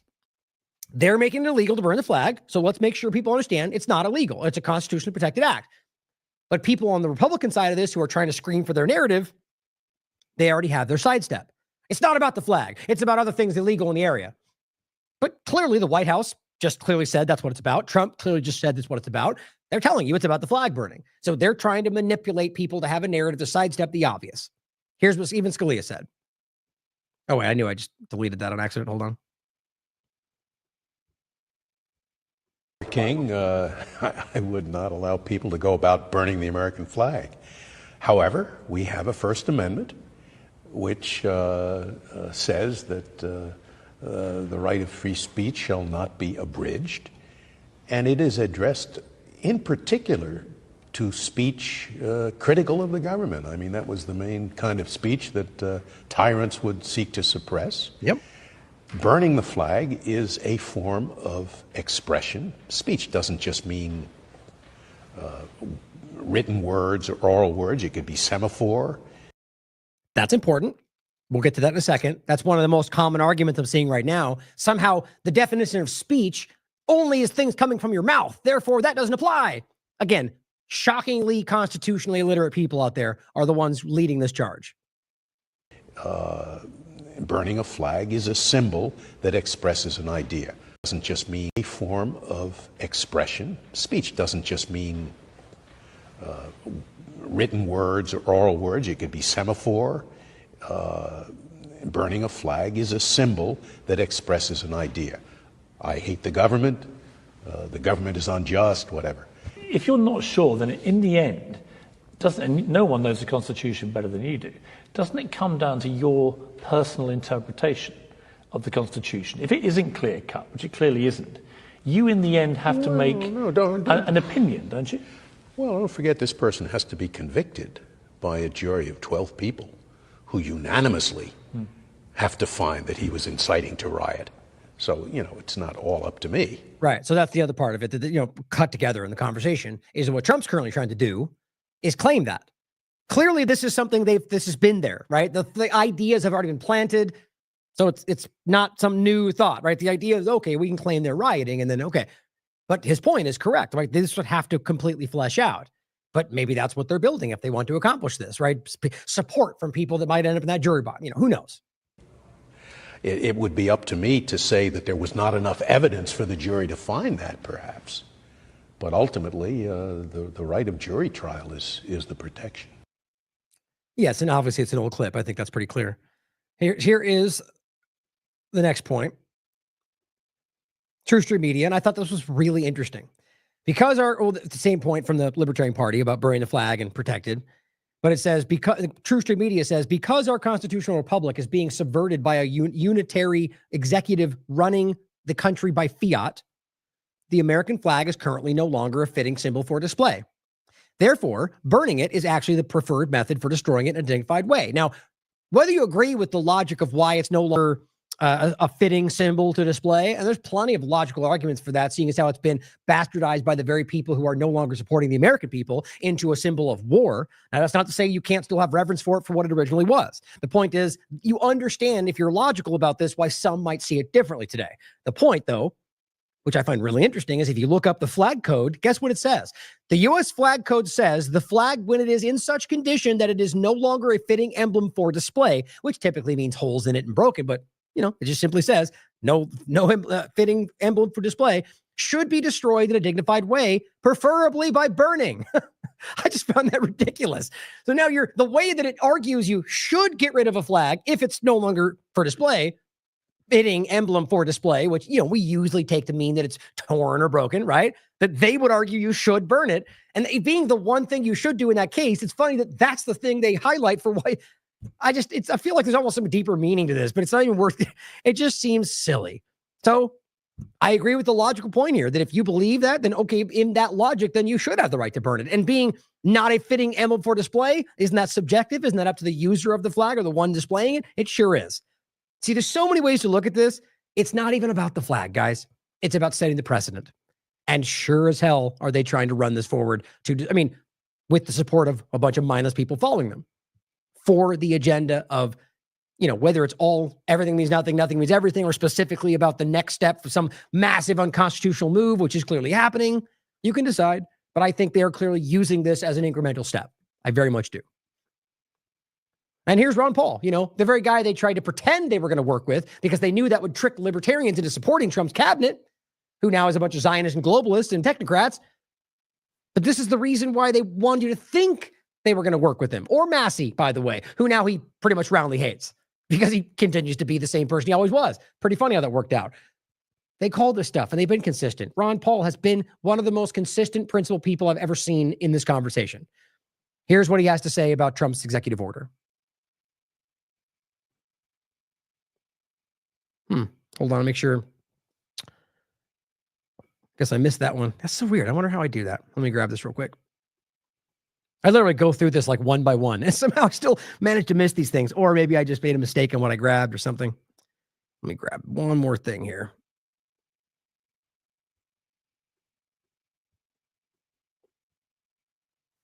Yeah, I guess I did. All right, hold on. Let me grab this. It's obviously a very relevant one because, one of the other clips I'm going to show you is the example of, where's that? Of him, in the past, talking about this for the Congress, which is very important. Again, being one of the most consistent people in this conversation, especially in this very point, which I always find it interesting as, to why people would pretend they, support this guy or they support Trump with him and then like almost contradict that exact thing by then siding with the people doing the exact opposite. Like, it's such an insulting point to try to pretend you want to work with him and then do everything the opposite of what he would do. But that's happening pretty much across the board. Here we go. Signed order to criminally charge those who burn U.S. flag in protest. So it looks like protest is the problem, and that's skirting on the grounds of First Amendment rights. And what we find is when people get into this, it's a very emotional issue. Patriotism rides very high in the flag between more or less sacred, and we have to be cautious about how we handle it. Yeah, I know it was an executive order that Trump signed yesterday, and it does feel an awful lot like an attempt to deflect people's eyes from things that are upsetting his base. The Epstein files, what's happening in Israel and Gaza. This is, I think, probably supposed to be sort of a feel-good move to get people on board.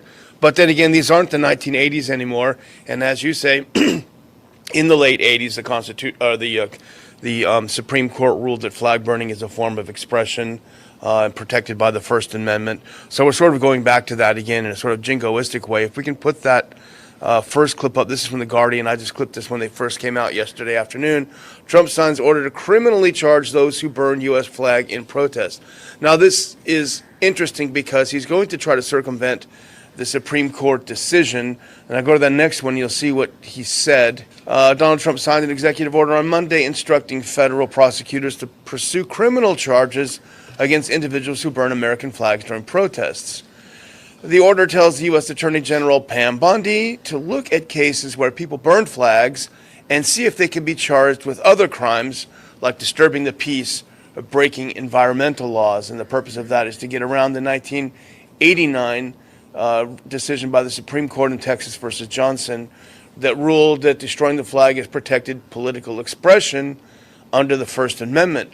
Now, we do have a clip to hear what President Trump's was talking about when he signed the EO. If you burn a flag, you get 1 year in jail, no early exits, no nothing. You get 1 year in jail. If you burn a flag, you get, and what it does is incite to riot. I hope they use that language, by the way. Did they? Incitement. Incite to riot. And you burn a flag, you get 1 year in jail. You don't get 10 years, you don't get 1 month. You get 1 year in jail, and it goes on your record. Because Michael Tracy, who we both know, is very insightful, and he manages to get people irritated with him on all sides. If you put that next clip up, he noticed something very interesting in this executive order. He said, what are the odds that Trump actually read his own executive order? It doesn't impose 1 year in jail if you burn the flag. It makes flag burning a higher investigative priority to see if other crimes incidental to the flag burning can be charged. It specifies no jail term. So he may not have even read his own executive order. I happen to agree, despite the ineptitude of Michael Tracy in so many ways. Here, next, is the clip from Decentralized News, which has some of the older Ron Paul clips, and then some of the parts of the clips you've already seen. But I really just wanted to play this because he did a great job on this. And this is back from June 11th. And this is Thomas Massey. Bring this bill to the floor. This is not an easy no vote for anyone who took an oath to the Constitution seriously. Like this is, and again, even here's Nick Sorter back then. Breaking, Trump announces he will be supporting legislation to jail people for the American flag. And it says, now we've seen illegals do this multiple times. All patriots should support this. Such a clown. It just makes me truly sad that people like this, I mean, I don't know. Maybe they're too stupid to know that's a ridiculous thing to say, or they don't care. I'm kind of leaning towards the latter at this point. That they just like, they're just like this windfall on these platforms, just screaming the thing you're supposed to, like they are the I support the current thing of the right. It's literally the same thing, right? They like the Ukraine flag for the left. That's the same thing they're doing in a way but it's a different way, but it's the same idea. And even here, nope, that's illegal, but yay, patriots. Here is the clip that they put out. Or no, excuse me. This was the clip they shared here. And there's the clip that Decentralized News put out. Shit, did you watch the flag burning thing? Wasn't that great? Boy, if everyone showed their true colors then, didn't they? The court ruled today that burning the American flag as a form of political protest is a right protected by the First Amendment to the Constitution. People acted as though the Supreme Court approved of flag burning. You know what I mean? Does that mean we have to burn our flags? What did they say that we had to? No! It's not what they said. They said that perhaps if somebody wants to burn a flag, he perhaps doesn't need to go to jail for a year. Pretty harsh on their parts, huh? Does that mean we burn it? They said we should burn it. They didn't say that. They didn't say that. They didn't say that. Does that mean I have to go out now? No. Listen, read, think. Well, I don't get it. I don't want to burn my flag. Then don't! People snapped over this. Did you watch that? People were just, hey buddy, let me tell you something. My daddy died for that flag. Just really? Wow, I bought mine. Yeah, they sell them, at Kmart and shit. Yeah, he died in the Korean War for that flag. Oh, what a coincidence. Mine was made in Korea.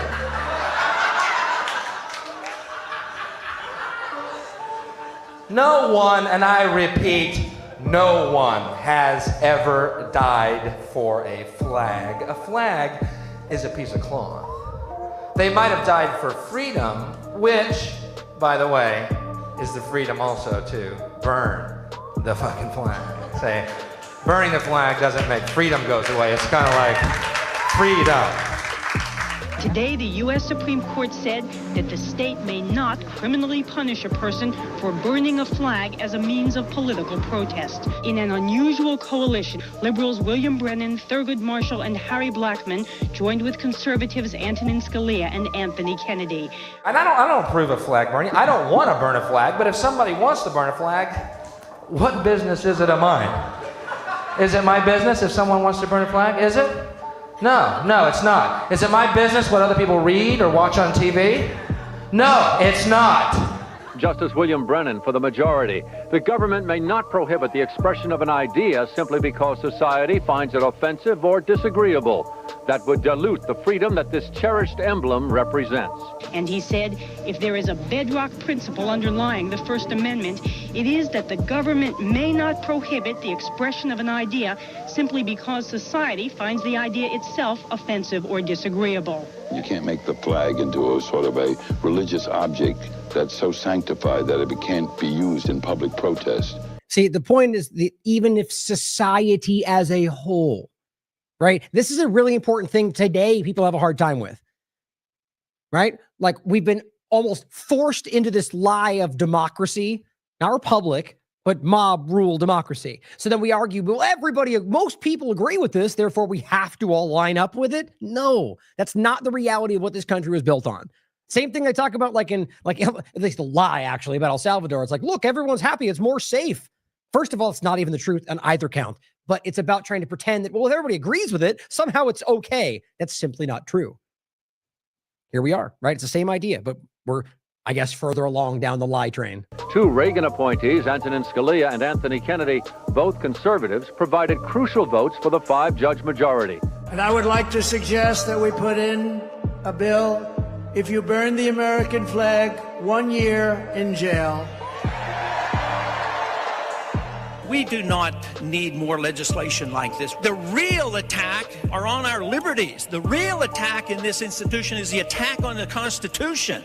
And this does nothing to address it. All we need to do is pass a flag amendment, and it's going to solve the problem of the attack on the Constitution, which is continuous and endless. I would like to point out that the word desecrate is a very important word, and we've talked about it all day, but we haven't yet defined it. It means to deconsecrate. What I'd like to know is when we had consecrated the flag, we're holding the flag in the highest of esteem, and yet liberty is really what should be on the pinnacle. Liberty in the Constitution, but to deconsecrate something means that the flag was consecrated. I'd like to just read what that means. It says to make, declare, or set apart as sacred, or such as a church, to set apart for the worship of a deity. Who and when did we raise this flag to this level? Have we deified the state to this extent? When we undermine the Constitution and the Bill of Rights, we undermine liberty, and then we diminish the value of the flag. Well done.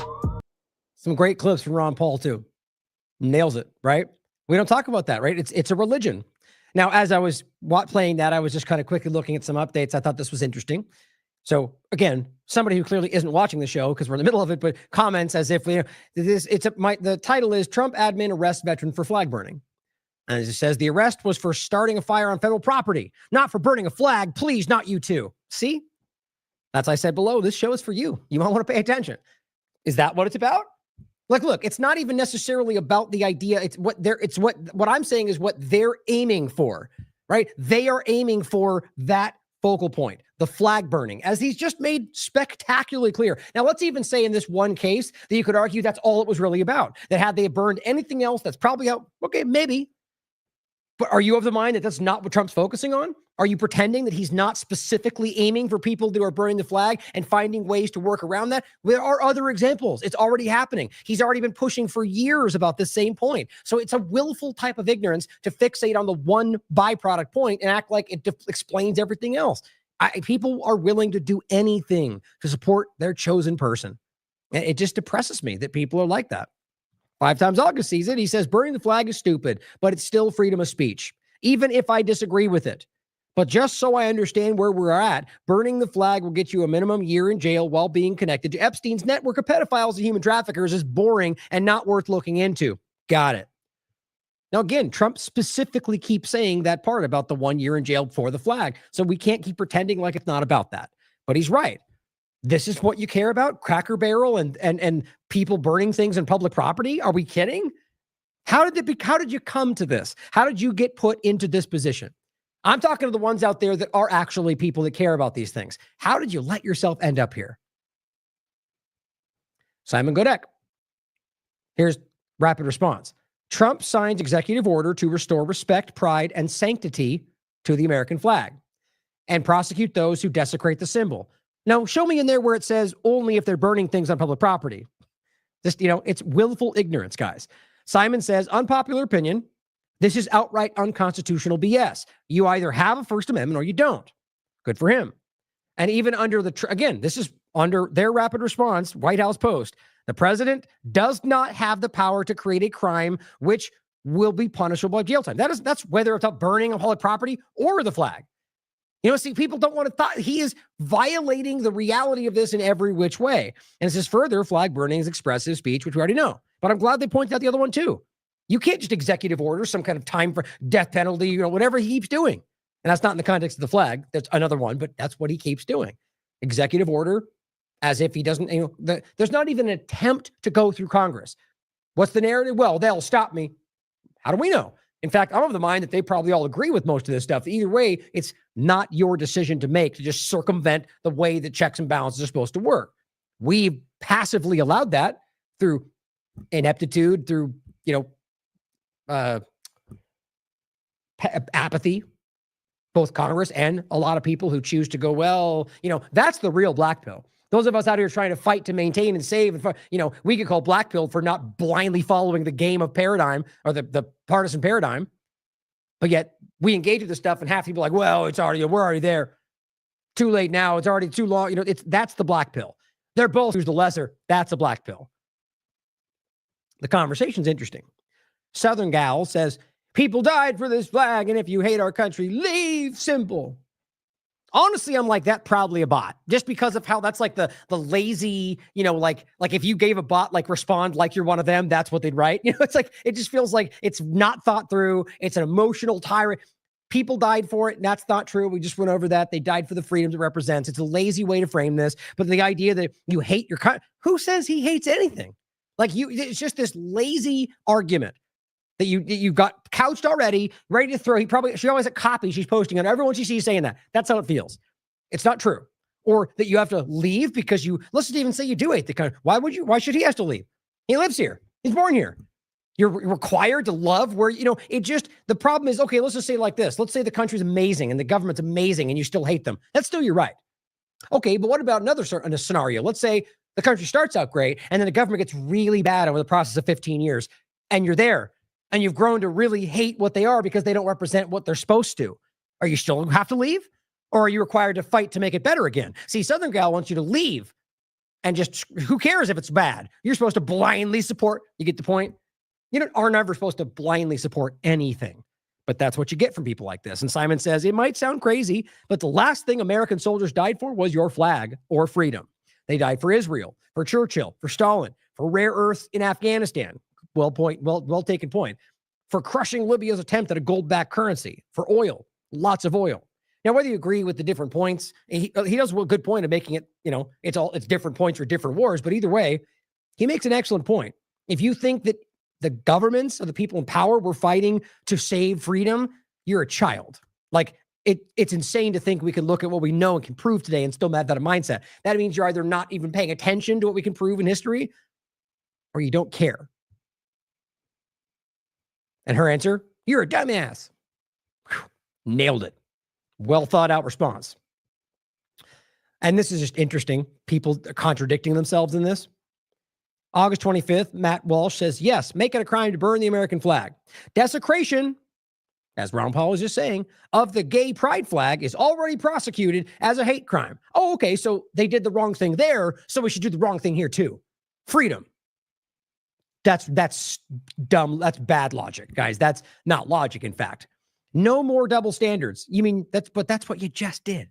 You literally you did. Okay. And then it says, if the sacred symbol of the LGBT cult is protected, American flag should be too. Or we say, no, it shouldn't be protected because that's not the reality. So why would you force in more of the wrong thing? You see how dumb that is? It's all political. It's all because it's a point that he has a big, rightly so, by the way, did a lot of really great work around the idea of the trans manipulation, but that's what they're like. Either he's over-focused on that and it cares more about fighting that thing than the actual Constitution. I don't know. Or he's dishonest. You could decide for yourself. But This Is You points back to June 2019, where he says, but burning the flag doesn't abolish or harm the country in any way. It just makes people very emotionally upset. And speech that makes people very emotionally upset is the only speech that needs to be protected. Now, yes, people can change their minds, but that's a principle, right? It's not changing your mind. That means you've changed your principle. You don't have the same stance anymore. You don't believe. You get it. And this person says, Matt was making a joke. And then he says, nope, it's right there. And it's another example. It just shows you that that's not the case. He's contradicting that. It shows you that you today, for whatever reason, no longer uphold that constitutional value. Same thing here. In the other side, from the reverse situation, Valentina says the people that burn the flag in this is July 2024. The people that burn the flag never forget to. The people that burned the flag never fought to protect it. Jail those terrorists. It's just crazy in any context. Then February 2025, now that the game has been flipped, right? Now she feels like she's the rebel fighting the big, powerful Republican side. She says, whoever doesn't like our First Amendment, with all due respect, you can F off. And these are stupid people. These are people like you are being guided by your hatred for the big, bad orange man. You're all falling for this. Or the big, evil Biden. They're all criminals, guys. It's just silly to me that you can stand there and say, people doing this need to go to jail. And then when Trump wants to put those people in jail, you suddenly go, no, First Amendment. That means you don't care about anything. You have no principle. Same point. True Stream Media highlights what Dan says. Dan Smote says, orally highlighting this person's screenshot. He writes, I will burn every last one of my American flags in celebration of the American freedom that Trump is trying to outlaw right now. She says, and tags Bondi and Cash and Bongino, who are probably investigating him now, because how stupid all this is. Arrest this guy who says he will burn every last one of his American flags. Okay, well, is he burning in a place that's illegal? Is he doing anything else that you could somehow contort into an illegal crime? Who knows? They'll probably make one up. But it says, he writes, you should be arrested for even talking about free speech. Don't be like Boomer Samantha. Whether she's a boomer or not, it's irrelevant. Somebody's called me a boomer the other day, and I'm like, you guys even look these things? I'm not even close to that generation, but it doesn't matter. It's a dismissive response is what it's supposed to be.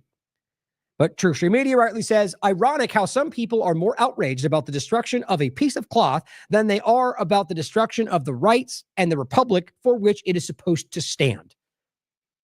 Speaks for itself. I mean, you either acknowledge how clearly, how accurate that is, or you don't believe in the rights for the republic for which it stands. True Stream Media also points out, and this meme is, or this, graphic image is very well put. It's just text. I prefer someone who burns the flag and then wraps themselves in the Constitution over someone who burns the Constitution and then wraps themselves in the flag. Very well put. It's seriously like it just resonates, right? Because it's not about whether you agree with what they're burning. It's about what they ultimately are in. But what the Constitution is what you care about, whether or not, right? In the other case, the piece of cloth flag is what you care about, whether or not the Constitution is burned. Very clear. Now, here is the person that everyone's trying to trying to rationalize. A veteran arrested yesterday outside the White House for burning the American flag. 1989, this person writes, the Supreme Court ruled flag burning is protected under speech under the First Amendment. Trump's crackdown doesn't override the Constitution, it violates it. If we're locking up veterans for expression, we're not defending America. We're impersonating China. Here's the first clip. My name's Jay Carey. I'm a retired disabled combat veteran, serving over 20 years in the United States Army. I fought for every single one of your rights to express yourself in however you feel that you may want to express yourself. Take note of where he is. Okay, this is important. Okay, he's not. The argument keeps being stated that he's, somehow inside the White House grounds. Which, you can make the same argument. I mean, really, let's be like, they could try to get you for something like this in any context. Burning something, which is not inaccurate. But we all have to understand that that's not what this is actually about. As Trump has made repeatedly clear. There's a First Amendment right to burn the American flag. And you know what? There's one more point to be made here about the reality of constitutional, so the idea that somehow the government can pass a law in any context that then makes your constitutional reality not the same is not how that works. But you see, we're so far past that. Fire in a theater and all these little nuanced points that allow them to rationalize the undermining of your constitutional rights. You could make, I would stand by the argument that regardless of what, civil infraction they claim you're not allowed to burn in this public property, that wouldn't circumvent the reality of your constitutional rights. I think that's an important point to think about. Jesus in that house right there signed an executive order today saying that it was illegal to burn the American flag. No president can make a law, period, No Congress shall make a law infringing on First Amendment rights. I'm burning this flag as a protest to that illegal fascist president that sits in that house.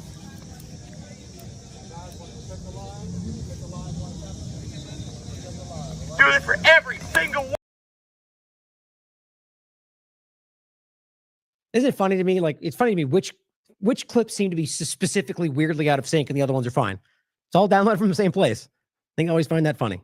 One of you American citizens, we burn this flag in protest to that president who feels that it's his right to do whatever he wants, make whatever law he wants, regardless if it's legal or illegal.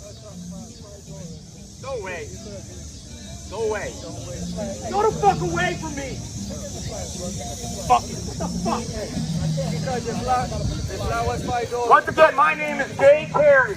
I am a 20-year combat veteran, having served in the United States Army. It is our First Amendment right to burn this flag, regardless of what the president says.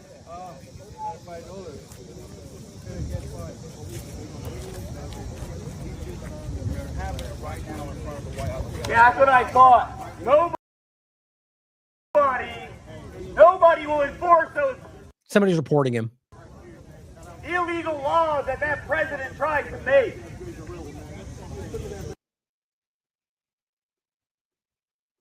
Now, as somebody in the chat rightly points out that we brought up often, Mabur versus Madison, right? 1803, I think. I could be wrong about that, but the point and there's many other points, by the way, that are relevant that we brought up in the past. But if it's repugnant to the Constitution, it's null and void. And you know, I mean, that's the reality of the legal standing from the Supreme Court, the reality of the Constitution. So I agree. That's my point about saying that. But it's going to, even for most people that agree or believe they fight for the Constitution, most of them will go, oh, well, there's a law that says you can't burn here. No, it's repugnant to the Constitution, therefore null and void. But it's a hard battle today, which it shows you what real constitutionalists are. But I'm not trying to diss anybody. People have just been misled. That's why we're here, trying to keep people in line with the reality of all of this. So again, speaks to the guy in line. Don't tell me you're saying that too. It's like from every possible angle, this is wrong, and people are finding their nuance because they want to support a certain side. It just makes me sad. Here's the other clip of when they arrest him. Do me a favor, I got a fuse right there. The violation of his First Amendment right. Yep, I'm being detained because I expressed my First Amendment right to burn the United States flag in public, not causing harm or causing any danger to any citizens or personnel in the area. That's okay. The other question is, had this executive order not been passed, would they have done anything? I argue no. I argue this was about calling his bluff or whatever you want to look at it as, and they responded because that's how small these people are. So what we get when we have a fascist... Right here. You're the ones with firearms, not us. No.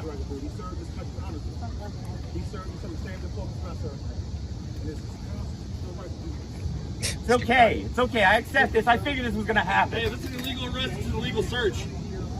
Nothing worse than our brothers and sisters immigrants are receiving. Probably a lot better. I'm being treated very well. Not surprising, seeing as I'm a middle-aged white man. He just took his phone. See, what's funny is people making those kind of statements by the kind of just belligerent right team sport politics side will proclaim he's a Democrat. As far as I can tell, he's not. Doesn't matter though, right? If you say that, you are to them. You can be a Republican and say the wrong thing, and therefore you're a rhino now. It's a selective boxing out of what things you don't like. It's childish. Oh, those things I don't like, so I'll pretend you're in a different group. It's just so sad. The point is that anybody with, compassion or anybody with an understanding of the reality of the Constitution can recognize what they're doing to immigrants is insane right now. But the screamers will say otherwise. Jan. Yeah, I know it's... What? That's right. I mean, no, it's Secret Service, by the way, for the podcast. That's why I wrote the Trump administration as opposed to police.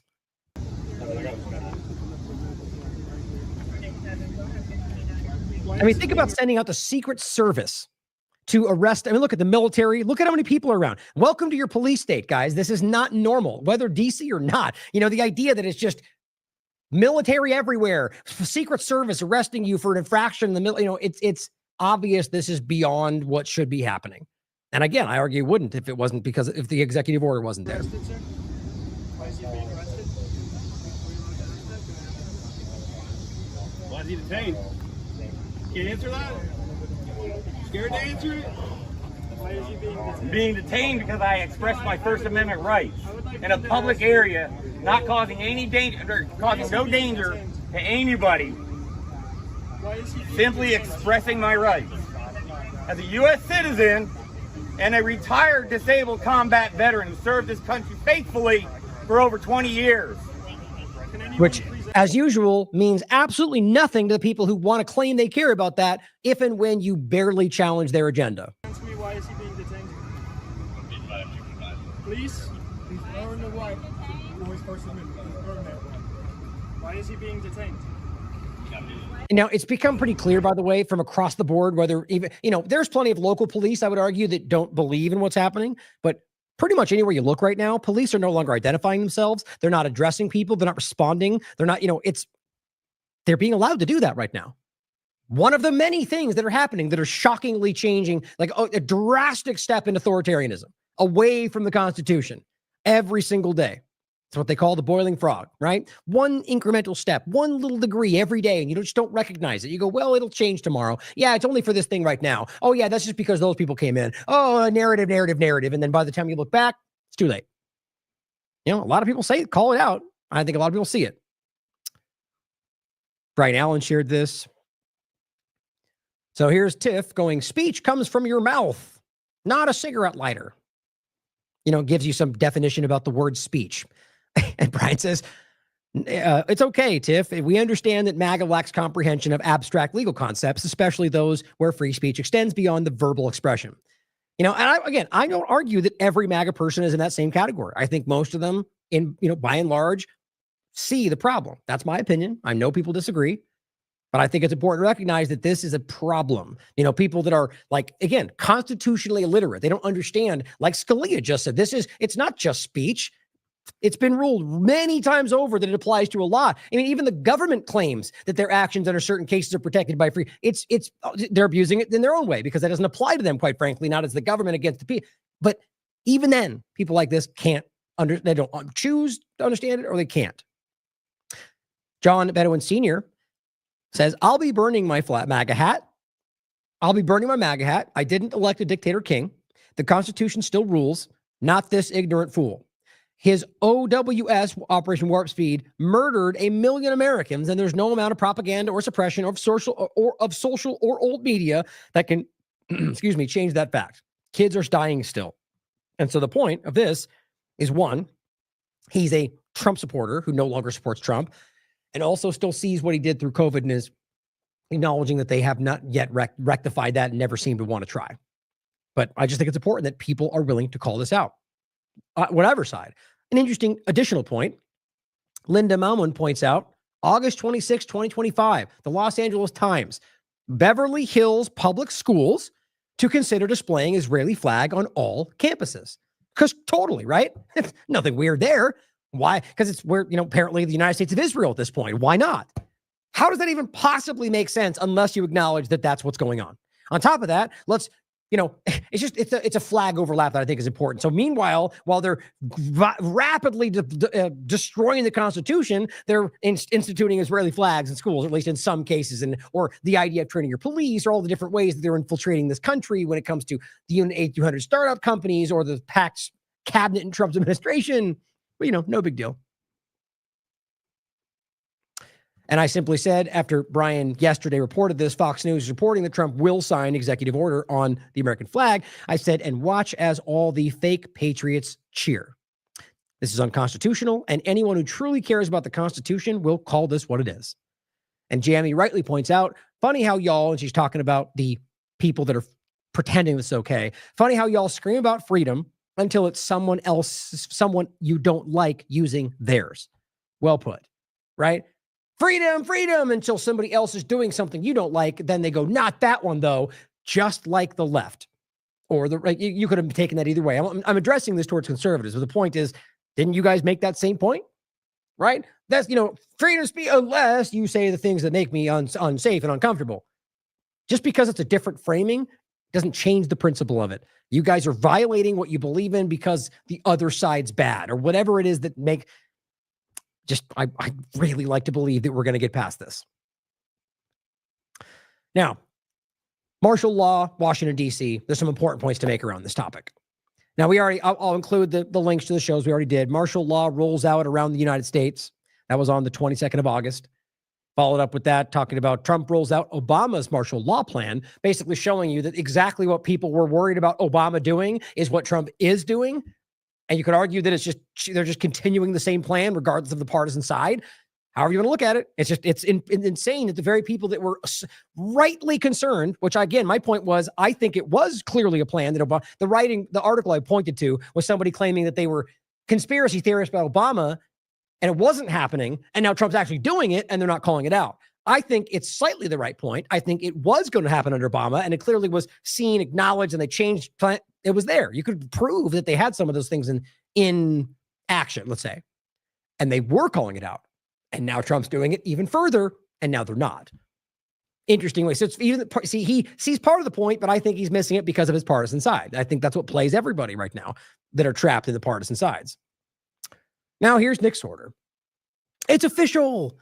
National Guard troops are armed in the streets of D.C. Hooray! Look how happy they are about it. That's what he wrote. Each of them began carrying their military. Do this in Chicago, New York. Take our cities back. I feel like right now, maybe with the competing with Laura Loomer, I don't know somebody I have a lower opinion of right now online. Like really silly, like ridicule level. Like this is embarrassing, and yet millions of views and all this, which makes me either really hopeful that we are really living in a dead internet bot scenario, or sad that there's that many people that cheer something this stupid on, this contradictory. Like, unless they really don't care about anything they claim, which probably some of them, but it is what I said first. I really feel even more so if these people, care about the Constitution and don't realize how silly, just hypocritical, contradictory these stances are to what you're otherwise claiming, because narrative, right? We have to break it to bring it back. The Democrats did it first, so we're going to do it. I can't help but make fun of it. I'm sorry. It's ridicule worthy. I want to be mean. Trust me. But even that is far, we in the past, we never even got into stuff like this, but I'm telling you, man, it is a special kind of stupid. Speaker Johnson says Trump deserves Nobel Peace Prize for DC police takeover. Of course, right? Of course he does. Why not? But the point is, they've been building this direction. They've rolled it out as if it was going to be this, DC is just there to observe and make sure. And then, and it will be really quick in just this one place. And then, it becomes, it might take a little longer. But we're going to roll it to more cities. But now we need to help them before. Now they need weapons. This isn't even like a slow increment. It's like every day, every 14 minutes, there's another, it's not slow. But it's incremental, but it's not slow. It's like very much in your face. It starts with it's only here and going to stop. And now look at where we are. It's been like a week. It's obvious this is a larger plan that has been coordinated. And people like that are trying to gaslight you into cheering it on. Now, Shannon Joy comes out with a very important point. I saw this first from her. She's referencing the Independent article. Trump's Con Inc., and she does cite it right there, which is why I'm referencing it. I will rarely point to someone who shares something, even if I see it from them, if they don't put the source link, but good on her. And she says, Trump's Con Inc. Trump's Con Inc. chumps thought he was going to deploy troops to blue states. He's totally rug pulling them by deploying his fascist police state to red states. Absolutely classic. He hates his cult, mocks them relentlessly, and they just come back for more. Now, I'm not sharing the hilariousness of this. I think it's horrifying and alarming, but I get why it can be humorous. But I do my best to not fall into those, even though we're making fun of people. It's like, when I'm not saying that I do it too, but when you fall into that line of it and you keep, you can find yourself cheering things on just because it hurts them or because it makes them look bad. That's what people like Nick do. And I just think we need to just be careful and stay away from that. But good on her for calling this out, because I think it's very important. Trump mobilizing up to 1,700 National Guard troops in 19 states to widen crime and immigration crackdown. Because it's the same thing, right? Clearly wasn't supposed to be seen that way in the beginning.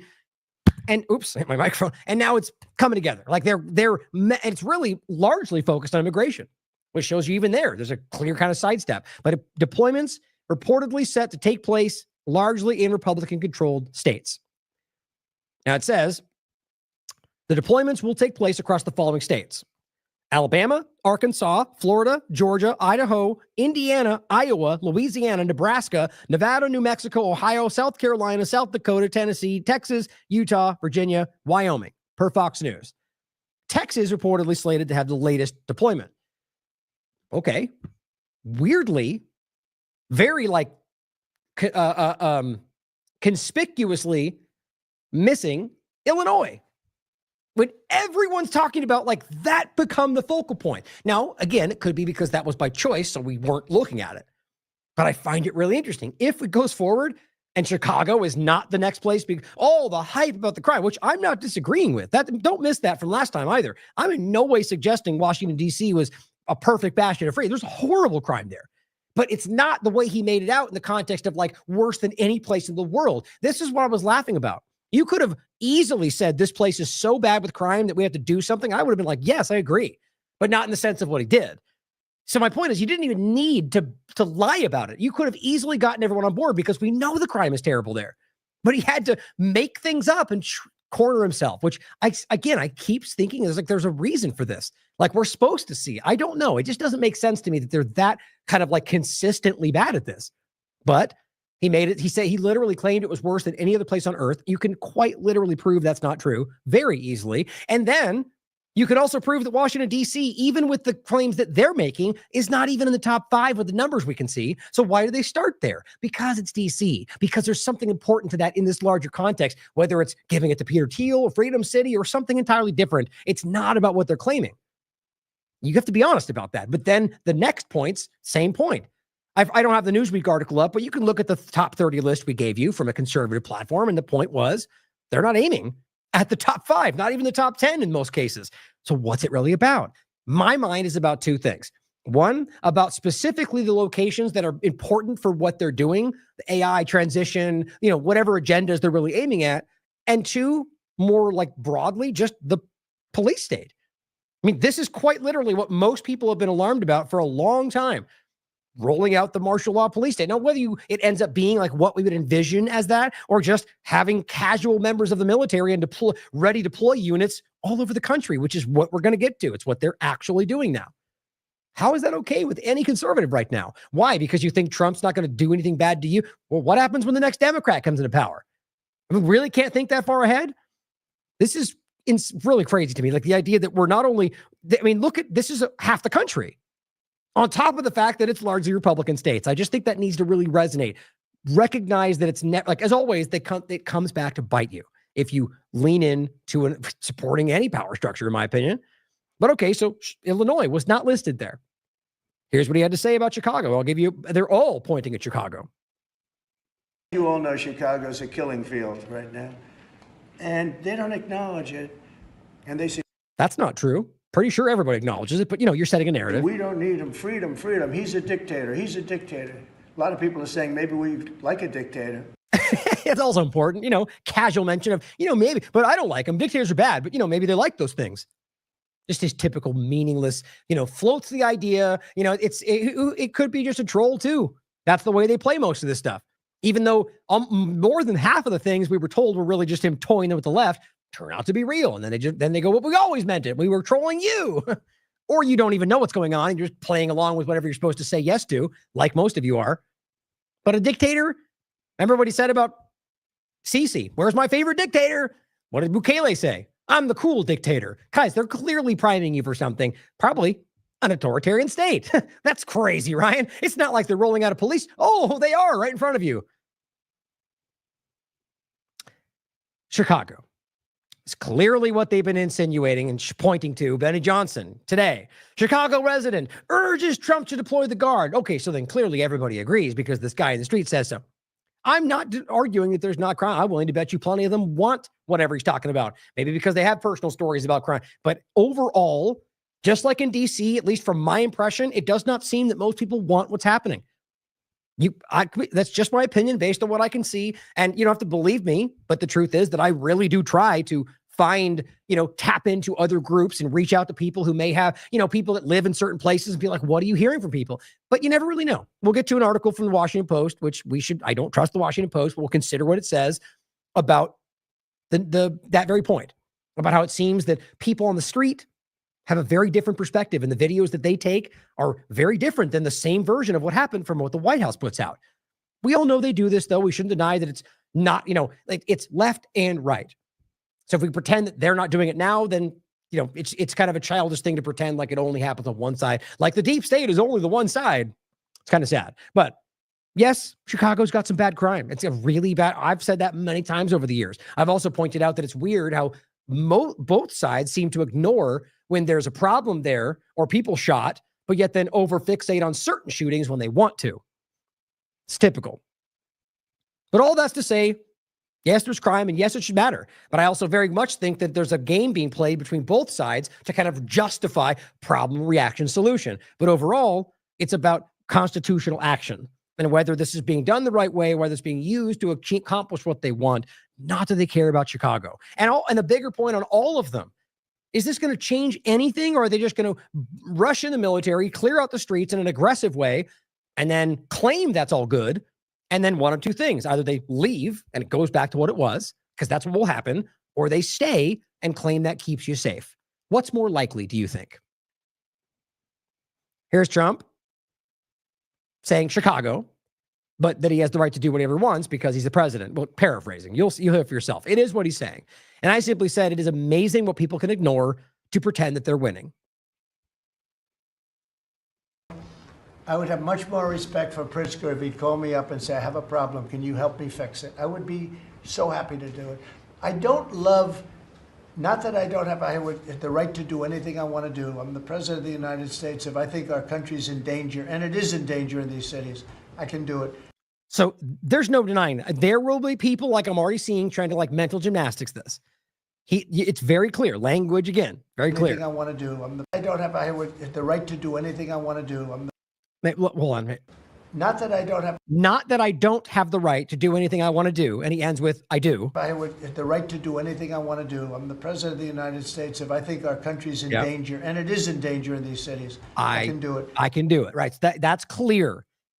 Not that his point is I can do whatever I want if there's an emergency. He seems to genuinely think that. That's terrifying. But honestly, it's not that far from the truth, because as apathetic people in this country, we seem to have allowed that to be the reality. Ultimately, that they just go emergency and they do whatever they want. And because it keeps happening, then he's right. He does have that power, even though technically speaking, legally speaking, constitutionally speaking, he does not. That's where we are. But understand how terrifying it is for somebody doing what he's currently doing and simply claiming that I can do what I want if I decide there's an emergency. I mean, he just said that in front of, who was that? Talking about the elections, right? He said, it was Zelensky. And he was saying, we want to have elections because we're in an emergency. And Trump just said, can I just declare an emergency and we don't have to do elections? Honestly, to me, even it felt like he was kind of joking. But these days, maybe he was going, okay. Who knows? But again, the main point is, I can, Chicago first, but that I can do what I want. No problem going in and solving, his difficulties. But it would be nice if they'd call and they'd say, would you do it? Right. Because what you want is someone to go, please come in with the military and then do what you want in my streets. Is that what, is because if you were involved, like the idea that you call Trump and go, hey, I need your help with crime. And that means come in with martial law, the police state. And that's what you'd want. Like, that's clearly not what they're claiming they want. Who knows what they really want between the governor and Trump. But at the end of the day, asking for his help is not you coming in with resources or giving you more money to fight the police. It's all the Democrats lie about everything all the time. Therefore, we can't listen to them at face value. But he should have asked me first because I'll help him. It's just, you can't all or nothing everything. Like, if they're all bad Democrat monsters, then why would you then want to work with them? Like, it just doesn't make any sense because neither of them's really the truth. I think they're all criminals, but they're not all everything he says. At the end of the day, my gut tells me that all of this is probably in some way going in the right, their direction, the coordinated direction. But again, then why is Illinois not on the list? Well, I guess we'll have to wait and see. Nick Sorter says, President Trump sends a strong warning to Governor Pritzker who demanded Trump keep the National Guard out of Chicago. Quote, I have the right to do anything I want to do.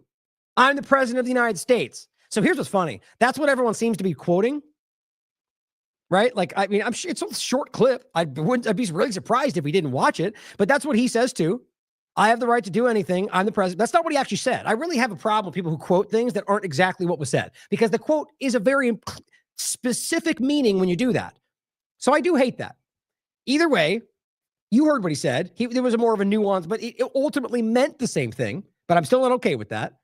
What my thing is funny is Nick Sorter literally quotes the same thing, even though that's also not what he said. But you probably didn't even watch it for all we know. These people are not real journalists. But overall, it's the point that he's praising that.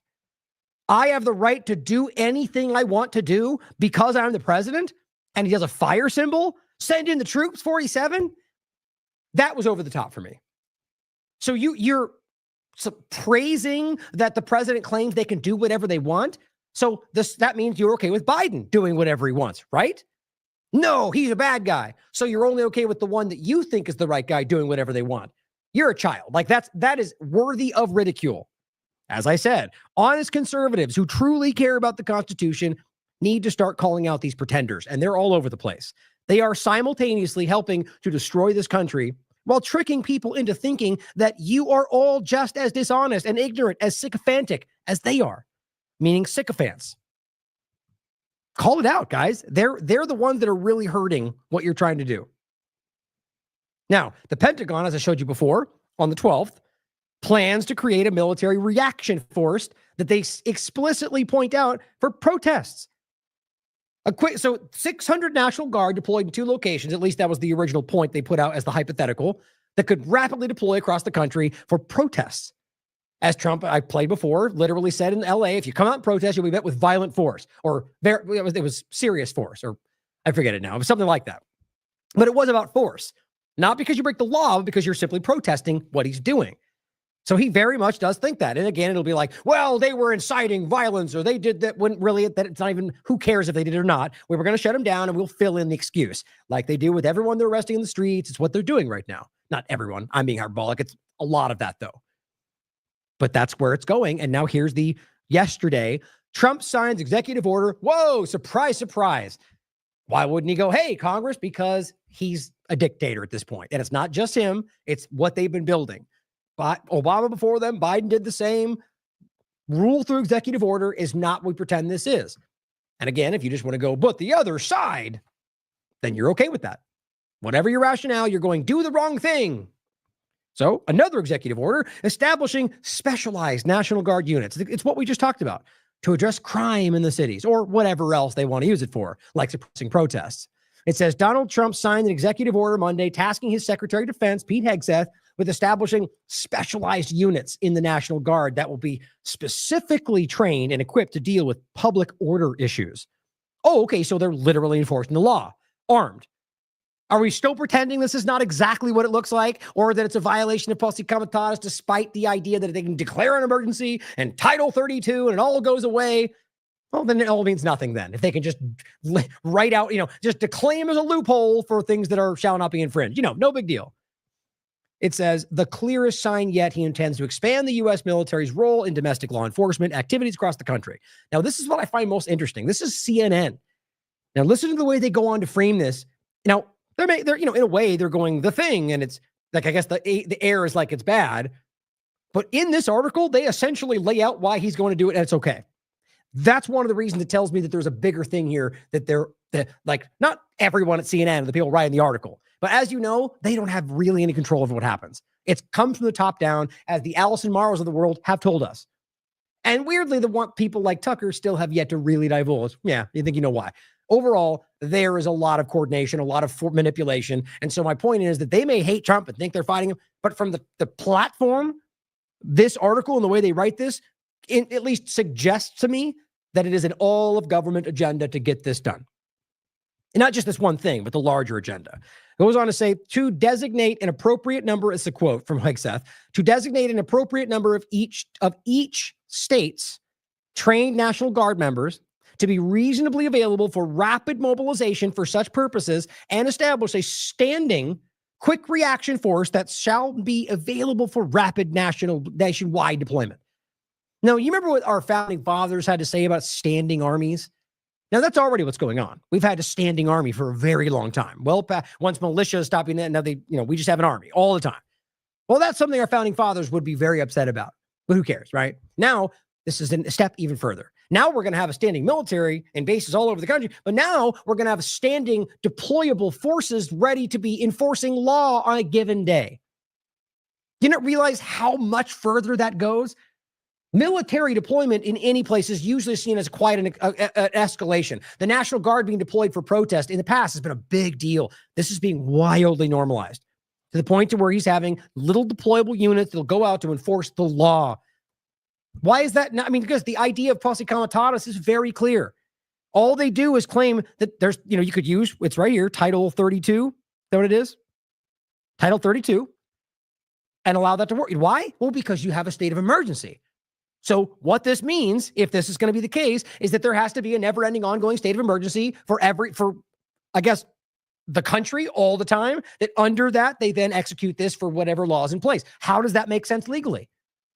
What's the emergency? And how does it justify them being there in all the time? Because it's the same thing that Ron Paul and even RFK told you. They never give your power back. Do you think the Nick Sorters of the world care at all? It says, questions remain, however, about how the order will work in practice. The National Guard already has reaction forces, right? They do. Designed to rapidly respond to incidents requiring law enforcement or security support in each state. They do. And every territory and District of Columbia. Okay, so why is this happening then if that's already the reality? These forces primarily perform their mission under the command of and control of governors. And Trump's executive order on Monday does not specify what authority the units outside of D.C. would report to if a state's governor does not wish to use them. Okay. Clearly you get where that goes. Just like now, despite this game they're playing where they're technically under the governor's purview, but Donald Trump's administration is literally telling them all what to do. It's the same way they do everything. They're playing it.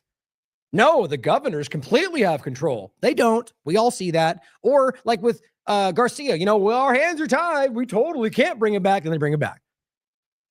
They know you see that, guys. They're laughing in your face. They want you to pretend that they're laughing at the Democrats, but they're laughing at all of you because they're violating everyone's rights and they're violating the Constitution. That matters to everybody.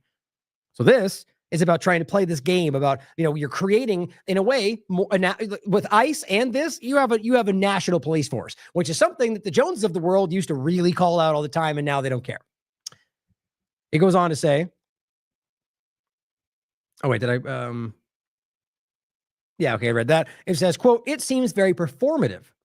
So there's a lot of this going back and forth where it like even with the First Amendment flag discussion, some people this is more. Oh, I forgot to mention that too. Like that's what Daniel McAdams said, that in a way this feels like it's more of a head fake. Like it's something meant to elicit a reaction, but they're not really going to go after it.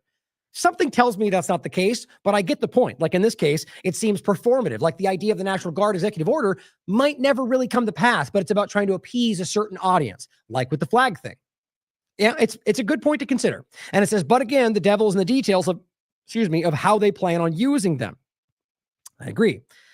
On Monday, Trump suggested he'd ask Congress to codify the action, expanding the National Guard's remit, telling reporters in the Oval Office, quote, I think Democrats will actually vote for this. Now, maybe. Two ways to think about this. If the Democrats vote for this, then that answers my question. And it's pretty clear to me, at the very least, that it suggests that they are all, like this is a government power take move that they're all supporting because it gives them more power. Or the other way to look at it, or the other, I guess, possible outcome is that doesn't even happen. I'm kind of leaning toward the former, the idea that this is like codifying something through Congress seems to be something they are terrified of doing. Nothing like I haven't seen anything. I mean, when's the last time we saw almost anything from the executive branch or any of the conversations from Trump go through Congress, whether it's foreign policy or anything else? They're just executive ordering everything immediately, right out of the gate. What, like hundreds of them came right off his desk. That's crazy because it's just going to happen the other way right back. And then it's just this teeter-totter, which is what I always tell you. So I argue it's probably, this is like feigning that. We got everyone's support and everyone likes it. And then they just don't do that. So you kind of like sit some people's minds that maybe happened, like the kind of half followers. And then the narrative becomes that, well, Congress was okay. Didn't even happen. But we'll have to wait and see. And if they vote for it, it'll answer the other question in general. But it's hard to see. Because there's a lot of personal hatred that goes back and forth, that some will push back. But my opinion when it comes to power. Look at COVID-19, countries or internally, people will take the power that they can. It says Trump could send National Guard troops into a state against the governor's wishes, reminiscent of what happened in Los Angeles, which is just crazy, when troops were federalized. But the critical distinction of who the troops report to, or rather the framing is it's just a way to hide it, impacts what Guard members can or cannot do while they're mobilized. Federalized troops, like those who mobilized in Los Angeles, cannot perform law enforcement activities, even though they did. They spoke up about doing so, but the narrative is they didn't, even from CNN, which is stupid. And it says, as it would be a violation of Posse Comitatus Act. Yes, and they did. I argue the same thing now, despite the next point. It says troops on Title 32, which is something that Trump really initiated for the most part, and ultimately is a loophole that was created for this very purpose. And it says, like those mobilized inside D.C., are not subject to Posse Comitatus. That's ridiculous. And therefore able to assist in law enforcement. Why? Because you created some loophole? Because if we declare an emergency, therefore, that's stupid. This is like the idea of saying we can violate your constitutional rights because it hurts someone's feelings today, because we decided. It's just the way they play this game today. Now, you could disagree with me. I think that the obvious reality is that deploying a military force to enforce domestic law is against the law. That's what the original concept was. And now they just found a way around it. Does it make it okay? Not to me. The DC National Guard is unique in that the president has the authority to activate them under Title 32. That's DC in particular. And it says, though, that authority is typically delegated to the Secretary of the Army. Otherwise, National Guard troops elsewhere in the country are under the control of the governors. Now, this is why earlier I argued one of the more likely reasons that DC was the starting point. So, because if it really got pushed back, he could argue that in this location, that comes down, really, again, it should be the Secretary of the Army, but the Trump could effectively do that. But even then, though, the same point applies, enforcing the law. That's why the emergency was declared under what concept? The emergency, right? What? What's the reality here? Is it still, we're talking about immigration? We're talking about crime? How do you prove any of these things constitute an emergency? My point is there's a specific, framing within, so if you're going to declare an emergency, there is a specific point in which that has to be, you can't just claim it's a windy day today, therefore it's an emergency. They do, but the point is those things are illegitimate and they do it all the time now, but that's the normalization of the precedent, like he's doing now. You just keep letting it happen. Eventually it just becomes the reality. There's plenty of illegal and unconstitutional things that we allow all the time these days. Now, this is from Washington Post. What's really going on in DC? What you see depends on who's filming. Now, you can read it all for yourself and be rightly skeptical of the Washington Post, like you should be of anybody. Equally, by the way. That's why it's so funny when people push back, like, you're using them. It's like, still the idea that we haven't got to the point where, okay, if we are equally questioning any data point, any source, then why do we even talk anymore about whether it matters to me when I'm looking. I know they lie all the time. Okay, so I take that into effect. I read it and I consider that. Just like I think that when I read anything from the mainstream alternative media or anybody for that matter, I recognize that they could be wrong. They could be misled by other people that lie. And it's very simple. If you simply acknowledge there's lies being spun in all possible ways, you question every data source, then it becomes irrelevant to a large degree, whether or not that's the case. If you are doing the right thing by doing your due diligence, then it shouldn't really matter. But see, the problem is it's used to dismiss, which is really the point. Oh, that's a Democrat platform, so that's always fake news. Well, maybe, or maybe they're using the truth to manipulate you, and it's still worth understanding. But you get the point. So this is something you should read through. Also, the archive version doesn't actually have the videos in it, which I think are important to look at because it's basically saying, here's the one taken by a random guy in the street. Here's the one the White House put out. And you'll notice very obvious differences, which is very, very clear. Now, the main point is simply one employee on a video team within a federal agency described being unwittingly pulled into the operation. Now, what they're saying is, the next point says that speaking on the condition of anonymity out of job reprisal concerns, question at all, The employee said their team once covered events and produced content to be used internally, but has now been told to be ready to join agents doing law enforcement work. So this person they claim that they feel like they've been unwittingly pulled into filming these things on the streets instead of doing things that are internally for their own, things about the office or whatever internally means, like in the White House. And then it goes on to say the direction was to hit the streets with agents and get footage of what they're doing. And then then turn it around quickly. So even if it's true or accurate pictures, it's still propaganda. They're trying to shove these things in your face to make you feel a certain way about what's happening. And then it says the employee spoke of feeling uncomfortable with the new marching orders and hoped the administration would soon lose interest in DC policing. Quote, "This is all just a show," the employee said. "This is theater." Now, again, take it for what you will. That's somebody who literally works with them, who's out there filming those videos with them and is claiming that it's all really a show. They're all putting on a show. That doesn't even mean all fake, really. But this is sort of wag the dog. And again, if you look at these videos, or there's some that are in here, if you look at the ones that are online for yourself and look at what the White House is posting, you'll find very many versions of what they show you that are very deceptively framed, on top of the fact that they do these weird compilations of specific events that really don't represent the majority of what's happening. They do this with everything, left and right. We all know this. So it's important to consider that, right? That what you're seeing online is very rarely the full picture of what's going on. Now, before we get into the next point, let me see where my time's at here. So we're going to get into Garcia, some more immigration stuff. Okay, I think just for the sake of what we talked about today, I'm going to end with a couple points here. We'll probably leave it there for the next show, which might be tomorrow, depending on a few factors. So here is these are some points about the kind of the sidestep from a lot of what's going on, in particular, the rolling police state. Can you even imagine Obama or Biden doing a fraction of this and what Jones would have said about it? I mean, it's almost comical to think about. But that, Epstein, I mean, a lot of stuff that they're kind of very clearly gaslighting, pulling away from. On the 23rd, he said, huge DOJ actions incoming. I really hope that they actually are going after Obama and the rest, which clearly hasn't seemed to have happened, or Clinton or Gates or anybody else they claim they're going to go after. 23rd.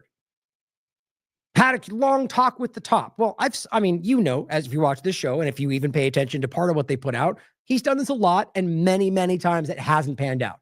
I've covered many of them over the last 6 months.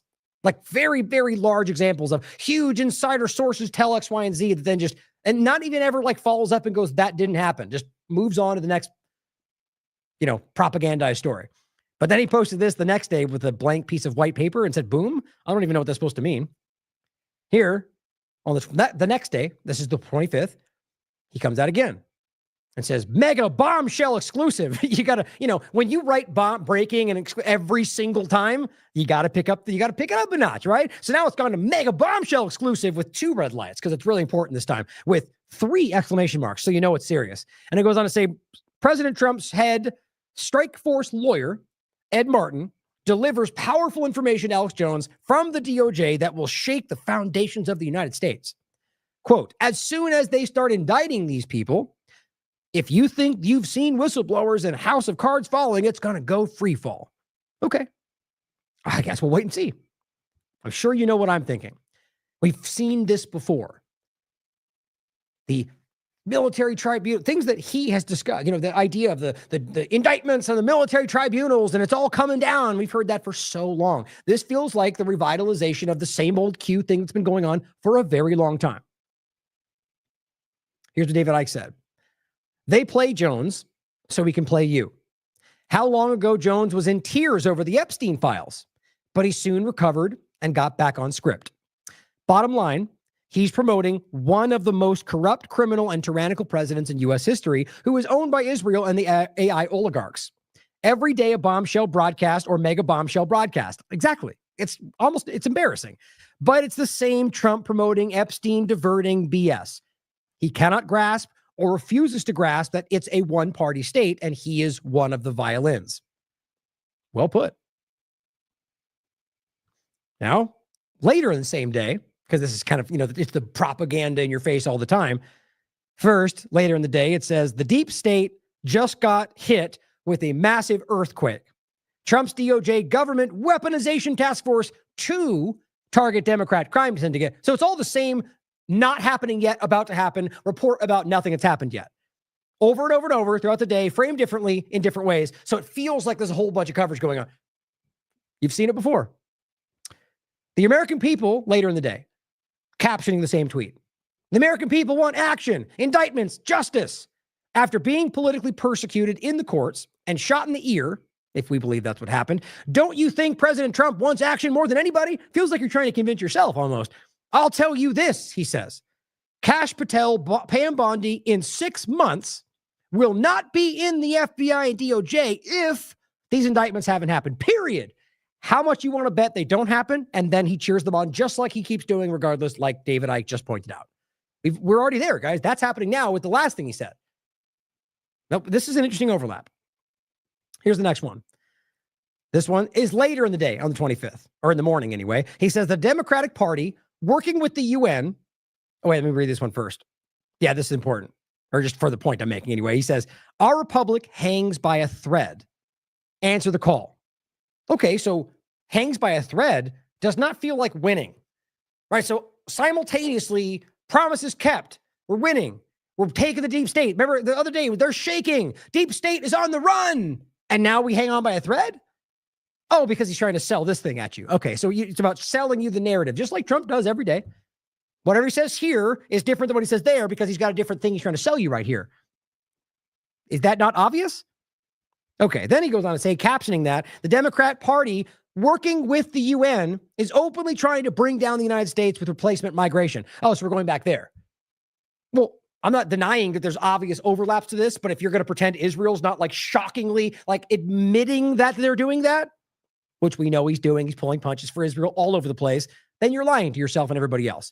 Or that it's just the Democrats and it's about some, it's a fraction of the story to get you looking in the wrong direction. It's what they do every single day. President Trump's actions are 100% constitutional, except not at all, though, and have been upheld by the courts. In fact, that's not true. That's actually ridiculous. Are you not paying attention? You watch this show, you know they've been shouted. The courts have ruled against them more than they have not in the context of immigration. And look at what they're doing with the burning of the flag. This is the day it happened. 100% constitutional? Okay, I'm embarrassed by you. And he goes, our republic is literally fighting for its very survival. Say again, later in the day. Okay. Same day, PM. When the indictments come, I want all of your apologies because everyone's calling him out for how ridiculous it is to say that with no evidence. And then he says, Alex Jones, he quotes, this is him putting it out there. Alex Jones calls out pessimistic patriots for preaching doom in the face of total victory. Okay. So in the face of total victory, but at the same exact moment, the fighting for its very survival. Okay.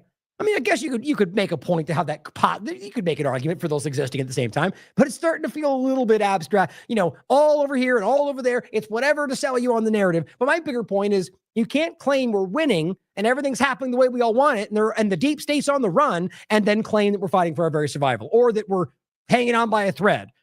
In this case goes back to the, face of total victory. Self-immolation is not the answer when grand juries are open. The Democrats are SHIT themselves in mode. Okay. I mean, am I the only one that sees how silly this is? I just feel that there are people that buy this. Now, this is middle of the day, January 20th, or today, 2025. Exclusive, Roger Stone confirms. Oh, cool. Then we know it's real. Grand juries are being convened nationwide. Again, it may well be happening. I hope it does. And I hope it's applied to not just one side of the paradigm and not selected people that they want to throw under the bus to make this all go away. But even if it does, if they're people that we know are criminals that go to jail, good. That will be a positive thing. But until it happens, this incessant repeating of this point when everything else is going on feels like what you think it does. But he says, Roger and Alex Jones then war game the Democrats admitted plan to responding. Okay, so now you're taking a hypothetical and planning around what you'll do next. You know how many times Roger Stone has said things that literally turn out to be false? But he says it, so it must be true. But Maxwell said Trump's innocent too, so we know that now. Same kind of point. But here is just a flashback to July 22nd. Global bombshell, right? Because bombshell is used out. Trump says we are going after Obama for his treason, and he's not letting him off the hook like he did Hillary. Oh, okay, but yeah, that was July. How are we looking on that? How's that working out? Ukraine war is already over. Trump and Netanyahu have already split, clearly, right? Nope, none of those things are true, but we've all been told that's what's going on. DOJ sources confirm indictments of deep state coup plotters are imminent. We'll have to wait and see. But Obama, right? That was day after day when it was the real talk. That's coming. Obama's going down. The indictments are out. Okay. And where are we? There was even this whole point to put out who they were going to call in. And I haven't seen any movement on that. Not to say it won't happen, but shouldn't we all be especially skeptical of the government that we claim? Like, that's the point. They are the power. They're the government right now. So hasn't he told you your whole life to be critical of the government? So when they're claiming these things, we shouldn't just blindly accept that, right? Yes, logic. We shouldn't. But here he is again. Trump's DOJ is going for massive indictments of deep state leaders as well as their minions. And I simply said, seems to be all he can talk about right now. It really is if you look. I guess we'll find out. Meanwhile, Trump says a lot of people are saying maybe we like a dictator to make the point. It's like what's going on right now is so crazy. And all they can do is point away at something that isn't even happening yet, if it does at all. And, okay, if we got somebody who's literally rolling out a police state, violating our constitutional rights, and then he uses those powers to go after people that he doesn't like, even if they're actually criminals, doesn't that feel a little bit wrong? Like in the way it's happening, I'll still cheer on criminals going to jail. But you must realize if a criminal is using criminals to put criminals in jail, it doesn't feel like a win to me. But here's this article. Donald Trump says, maybe people like a dictator, which we already played for you on the clip. But we'll leave it there for today, guys. I will come back to these. I have it already lined up for the most part, but just briefly, the point of Garcia, as you already know, is that he was detained again. And then even though they basically promised they wouldn't do that, and here's what's funny about the DHS point too. One, here they are putting him out as MS-13, even though their evidence proves that the evidence doesn't back that up. And that's the White House lying through their teeth. But they put out this thing about him claiming he was MS-13. Again, the same one we've shown you before. We have all the documents in this right here. August 22nd, the unprecedented gaslighting, lies around Garcia. And I have all the court documents that were out at that point that proved everything we're saying. They go back to the old claims, the claims of wifing, the claims of everything. And proves to you, if you just care to look, that they're lying to you very clearly with source material. But they put this out on the 25th, the Homeland Security account, and Melnick just says this is a lazy claim that presumes that you won't read the document. Why? Because in fact, when the portion they didn't even post, which is why they did that, says that an unnamed source that was never identified, which you all know because you watched this show, was the one who claimed he was MS-13. It's not validated as they claim. Multiple federal judges have dismissed it as inadequate. And then don't forget that unnamed source guy was then, or rather the cop that used it, pointing to somebody they never verified, was then fired for corruption. That's the story, guys. It's wild. And that's what they've used the whole time going forward, right? Or that they actually say here today, Noam announced that ICE arrested Garcia. Well, he didn't. He was detained because he turned himself in. They can't even be honest about that because they're so desperate to make themselves look like they're winning and we're fine. We tuck him down. Nope. Really embarrassing, actually, to even try to frame it that way. Then here, they say Garcia previously admitted he was here illegally.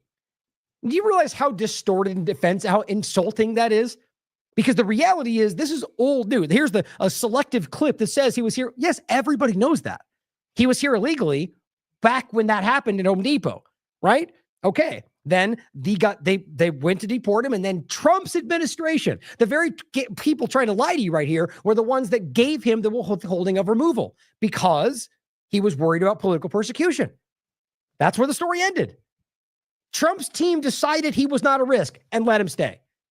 So now pointing back to, look, he admitted he was here. They're trying to manipulate you in very clumsy fashion. Then they came back all that time later and used all these other claims. Or it's just, I've gone through all of it many times. It just bothers me how willfully dishonest they are. And on top of that, Melnick's also pointing out what I've been telling you the whole time.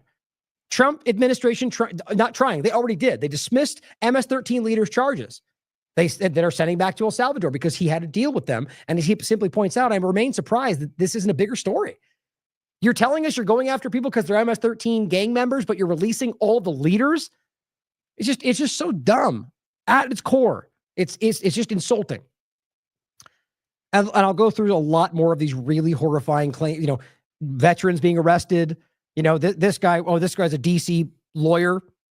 This guy was a U.S. Which one? Oh, is a U.S. citizen who looks like he's just brown skin, and they wouldn't accept that he was a U.S. citizen. They held him. It shows you every day what they're actually doing. Papers, Please reality is where we are. Army base that was used for World War II Japanese internment will now be used as the nation's largest ICE detention center. Bruce Fine nailed it. It's exactly what he was saying. 600,000 Chinese people are being allowed in for immigrants now. Do you know that? We'll talk about it in the next show.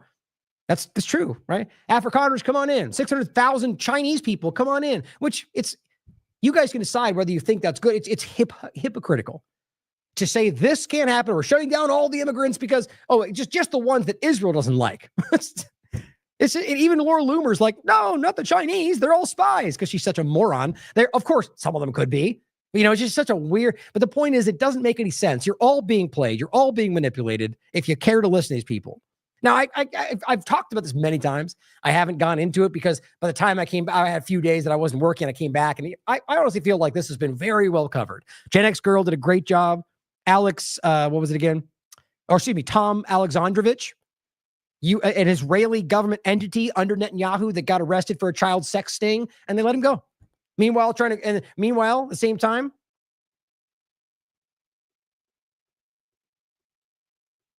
shoot, where was that? Oh, it is right here. Oh, same one. Meanwhile, Trump set to eliminate no cash bail in DC with executive order, right? So while he's doing that, he's letting pedophiles go, making it harder for Americans to get out of jail, but letting pedophiles flee the country with no charge. It's just so insulting. Here's Khaleesi breaking it down. You can prove yourself. Here's the documents and everything. Here's his LinkedIn page, right? And just in case you're really still trying to push back on this, because they lied. Israel lied, said he wasn't arrested. Then it got proved he was. Then Trump's team tried to lie and say they weren't involved. Then they got proved they were, and they're both Zionists. No joke, guys. Very easy to prove. And nobody cares about that on the Team Sport Republican side. Big surprise. 100% charged on the county website. He was charged with luring a child. And just so it's clear, we literally have that now on our website. Shout out to, I think it's Breaking Point that posted this, but this is the actual paper. You can read it for yourself. And the point that stood out, he admitted to having been engaged in the aforementioned communications with the decoy juvenile as articulated under the summary. 15-year-old is what it was. Due to the aforementioned facts and circumstances, I've determined that Alexandrovich did commit the offense of luring a minor using technology. That's what the police said. He was subsequently transported to Henderson Detention Center and booked accordingly. He's from Israel and is visiting for the Black Hat Conference. Works for Israeli government agency right there and has so far approximately 14 years. Alexandrovich stated he has never been arrested and was not familiar with the consequences of speaking or not speaking with the U.S. Agent note, Walsh stated he was not able to give legal advice. However, he wanted his story to be heard. It says Alexandrovich stated he was has a meeting with the NSA tomorrow and has met several Bureau people and NSA people over the past week. He described the Bureau agents as one of one white guy who was tall and bald and one black guy, in case that means something to you. But yeah, meeting with the NSA. You know, they let him go. He fled the country. They don't care. Even Glenn Greenwald called it out as the U.S. State Department tried to lie about it. They were aware that he was an Israeli citizen and was arrested. They basically claimed that we didn't have anything to do with it. They're lying about it, and that's why he called him out. This wasn't some low-level obscure bureaucrat. He works with the Israeli National Cyber Directorate, which reports to Netanyahu. How do you release a foreign national on a major felony charge with no passport seizure? Everyone knows why, guys. And then the Utah attorney, Chata, who, by the way, literally ran on the fact that she's Israeli, fighting against the squad. That's what her big push was. She put this out on the 18th. The 6th of August is when this happened. She was involved and then only came out with it when she became aware that everyone knew about it. So she said, a liberal district attorney and state count judge in Nevada failed to require an alleged. She's lying. Straight up. Gen X Girl called it out. Everyone can prove it. She is a Zionist who let another Zionist go for child sexual crimes. And here she is trying to claim. And then, of course, you could look at her other information, which is there too. People posted it down here of all the other quotes and things she said that are horrifying that she deleted. And then this is funny to me. Alex Jones on the 24th, because everyone's going, why aren't you talking about this? And I think we know why. Actually, it was the day before he talked about it, but he goes, breaking! Twitter confirms the removal of this guy was, blah, blah, blah. So here's what's funny to me. He says breaking and then literally plays Kim Iverson's report that was from a couple days before that. So I said, I always love when Alex reports on something everyone seems to already know, uses someone else's work to do it, and then still somehow writes breaking. It just makes me laugh. So stupid. And then here he is back home in Israel, or technically I think it's before, but that's the same guy on the corporate media in Israel talking about, he admits he is the one submitting social media takedown requests for Israel. 40,000 of them, 90% approved. Twitter, everything. No big deal. And Kash Patel, no one is above the law, he writes. And then the context underneath was added, well, they did let this guy go, the Israel child predator, and then they deleted that. It's not, where's the other one? Oh, I was rushing through. There's one where I have it, it might be right here. I had the tweet where he says, no one is above the law. Most of you have seen it. The point is, that's no longer there. They got Twitter to remove that factual statement. So Khaleesi said Kash was community noted. Why is it now gone? I think we know. I think we all know why. And it sure ain't free speech. Now, last few points. This is an old story from the February 2024. And it's about, guess what? The son of an Israeli diplomat who intentionally ran over a Miami cop was let go and released back to Israel. No big deal, though, right? It's not like it's a continual thing. Oh, yeah, it certainly seems, when you look into it, to be a really common thing that happens. And it's not just Israel. I covered this a lot. Saudi Arabia does the exact same thing. And it's hard not to connect the same point, though, seeing as how it all overlaps. But multiple examples. Saudi fugitives accused of serious crimes get help to flee while U.S. officials look the other way. It's not hard to find. I covered it in this episode back in 2019. Or technically, it's an article we posted, but I covered it in an episode. And I was going to make a point about the Department of War, just showing you, really the peace president, clearly, as Comrade Misty points out, peace president, as he's going, Department of War sounds better. I don't want to be defense only. What are you talking about? It's not a game, man. This isn't some toy box you're playing in. Hegseth, this is short. I'll play this. This is, it just shows you who these people are. Oh, man, I haven't been playing this the whole time. Nobody in the chat told me. How long ago was that gone off the... Oh, well. That's crazy. Usually somebody tells me. Anyway, clearly for the podcast, or I mean, not clearly, but for the podcast, I didn't have the screen up on there. If somebody wants to tell me where I left off, I can at least... It doesn't... I mean, I could just briefly go through it, but I mean, I was showing you guys some of this stuff. I think some of it mattered. Like some of these things I was showing you, like to see it made a difference. But anyway, most of it was stuff I'm going to go back through in a future show. So if you want to look through it, I'll include most of this either way. Thanks a lot, chat. You guys let me chat. Just kidding. But so here we go with the last points. Oh yeah, this part. So this was the clip I was going to play. This is Hegseth. Day turns into a... Not that one. Here it is. My platoon in Guantanamo Bay, our motto was, those who long for peace must declare for war. Did you hear that? Totally logical, right? It's not Orwellian at all. Those who long for peace must declare war. Yeah, spoken like a real defense contractor, government defense. It's like, that's so insulting.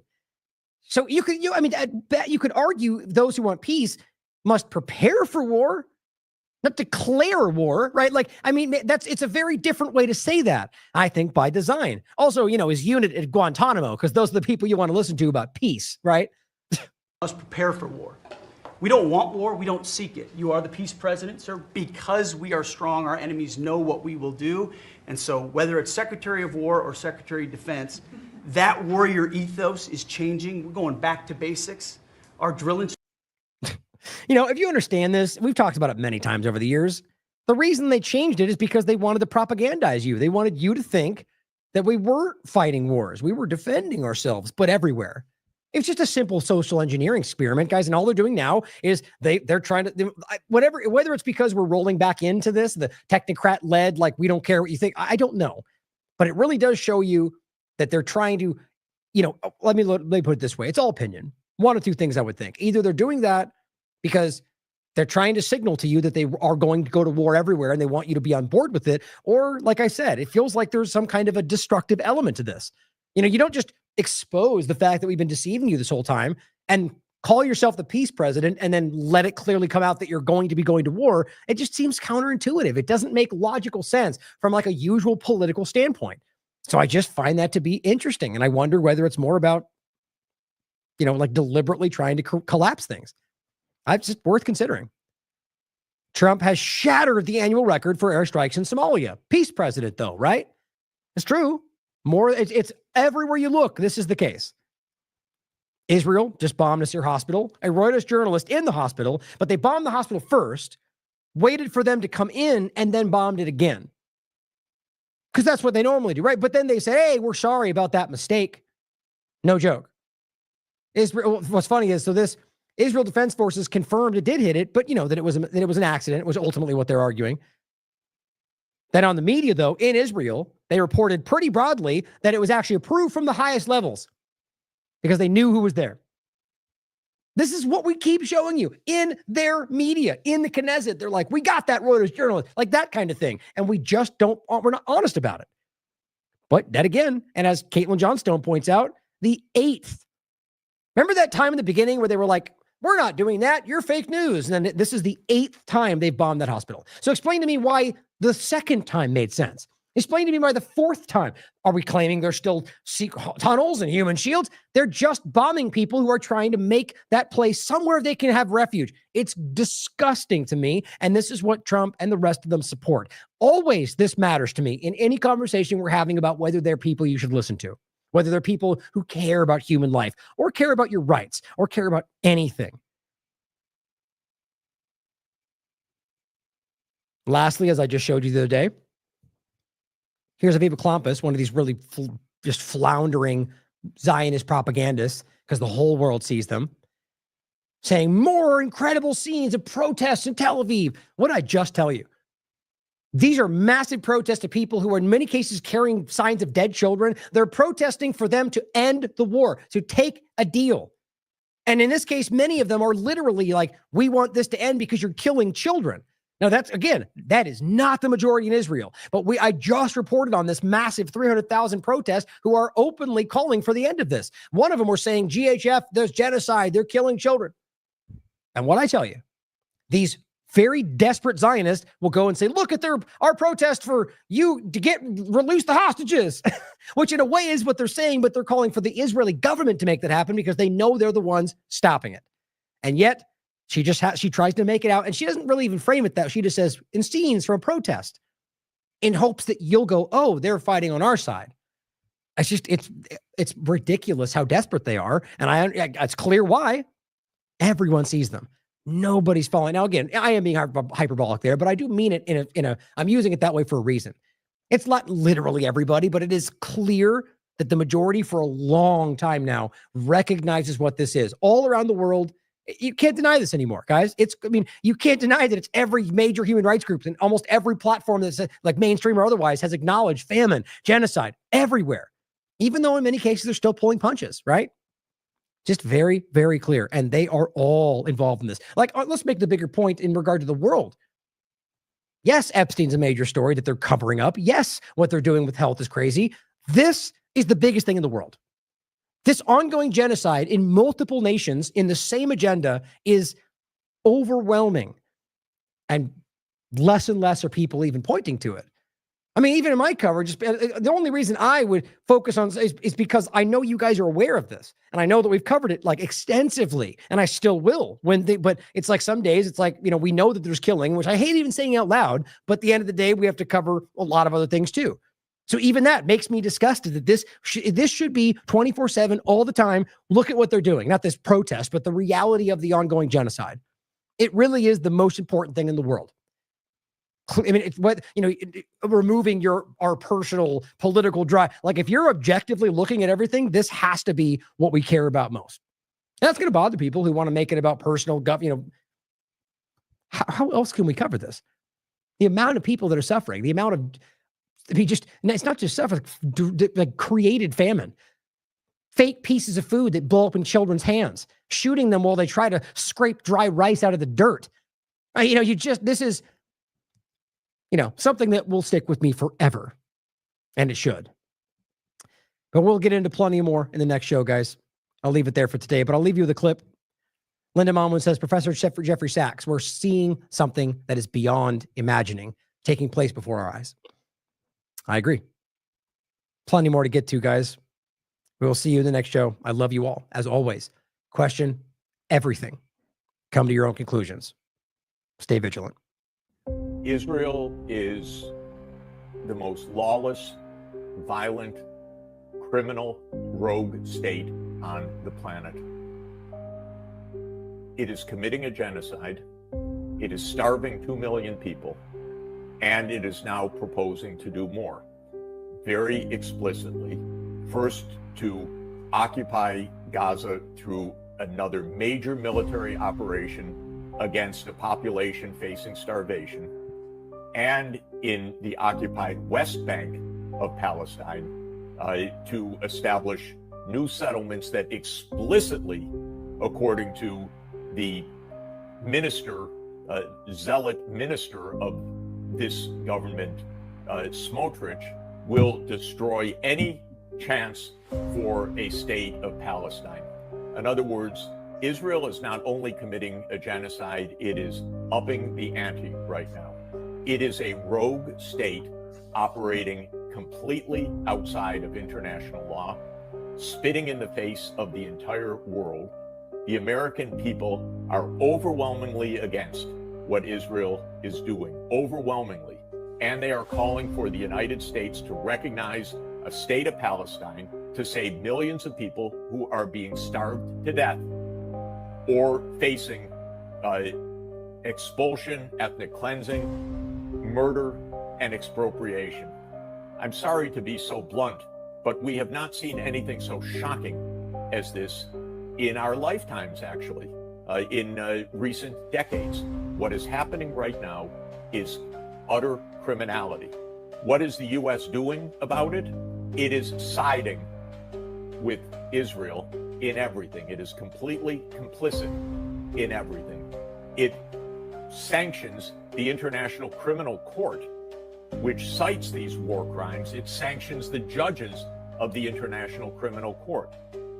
President Trump declares that Netanyahu, who presides over these crimes, is a great person and a war hero. And he calls himself a war hero also for his war on Iran. We are seeing something that is beyond imagining taking place before our eyes. And it is two countries doing it, not one. It is the United States and Israel. And how Trump operates in this way and draws the American people against our will into this is a disgrace. He calls himself a peace president. This is a genocide president. We are disgusted by the behavior of Washington. It's Trump, it's the Congress in the hands of this lobby that is committing a genocide. We're disgusted. It has to stop. And this is the overwhelming view of the American people.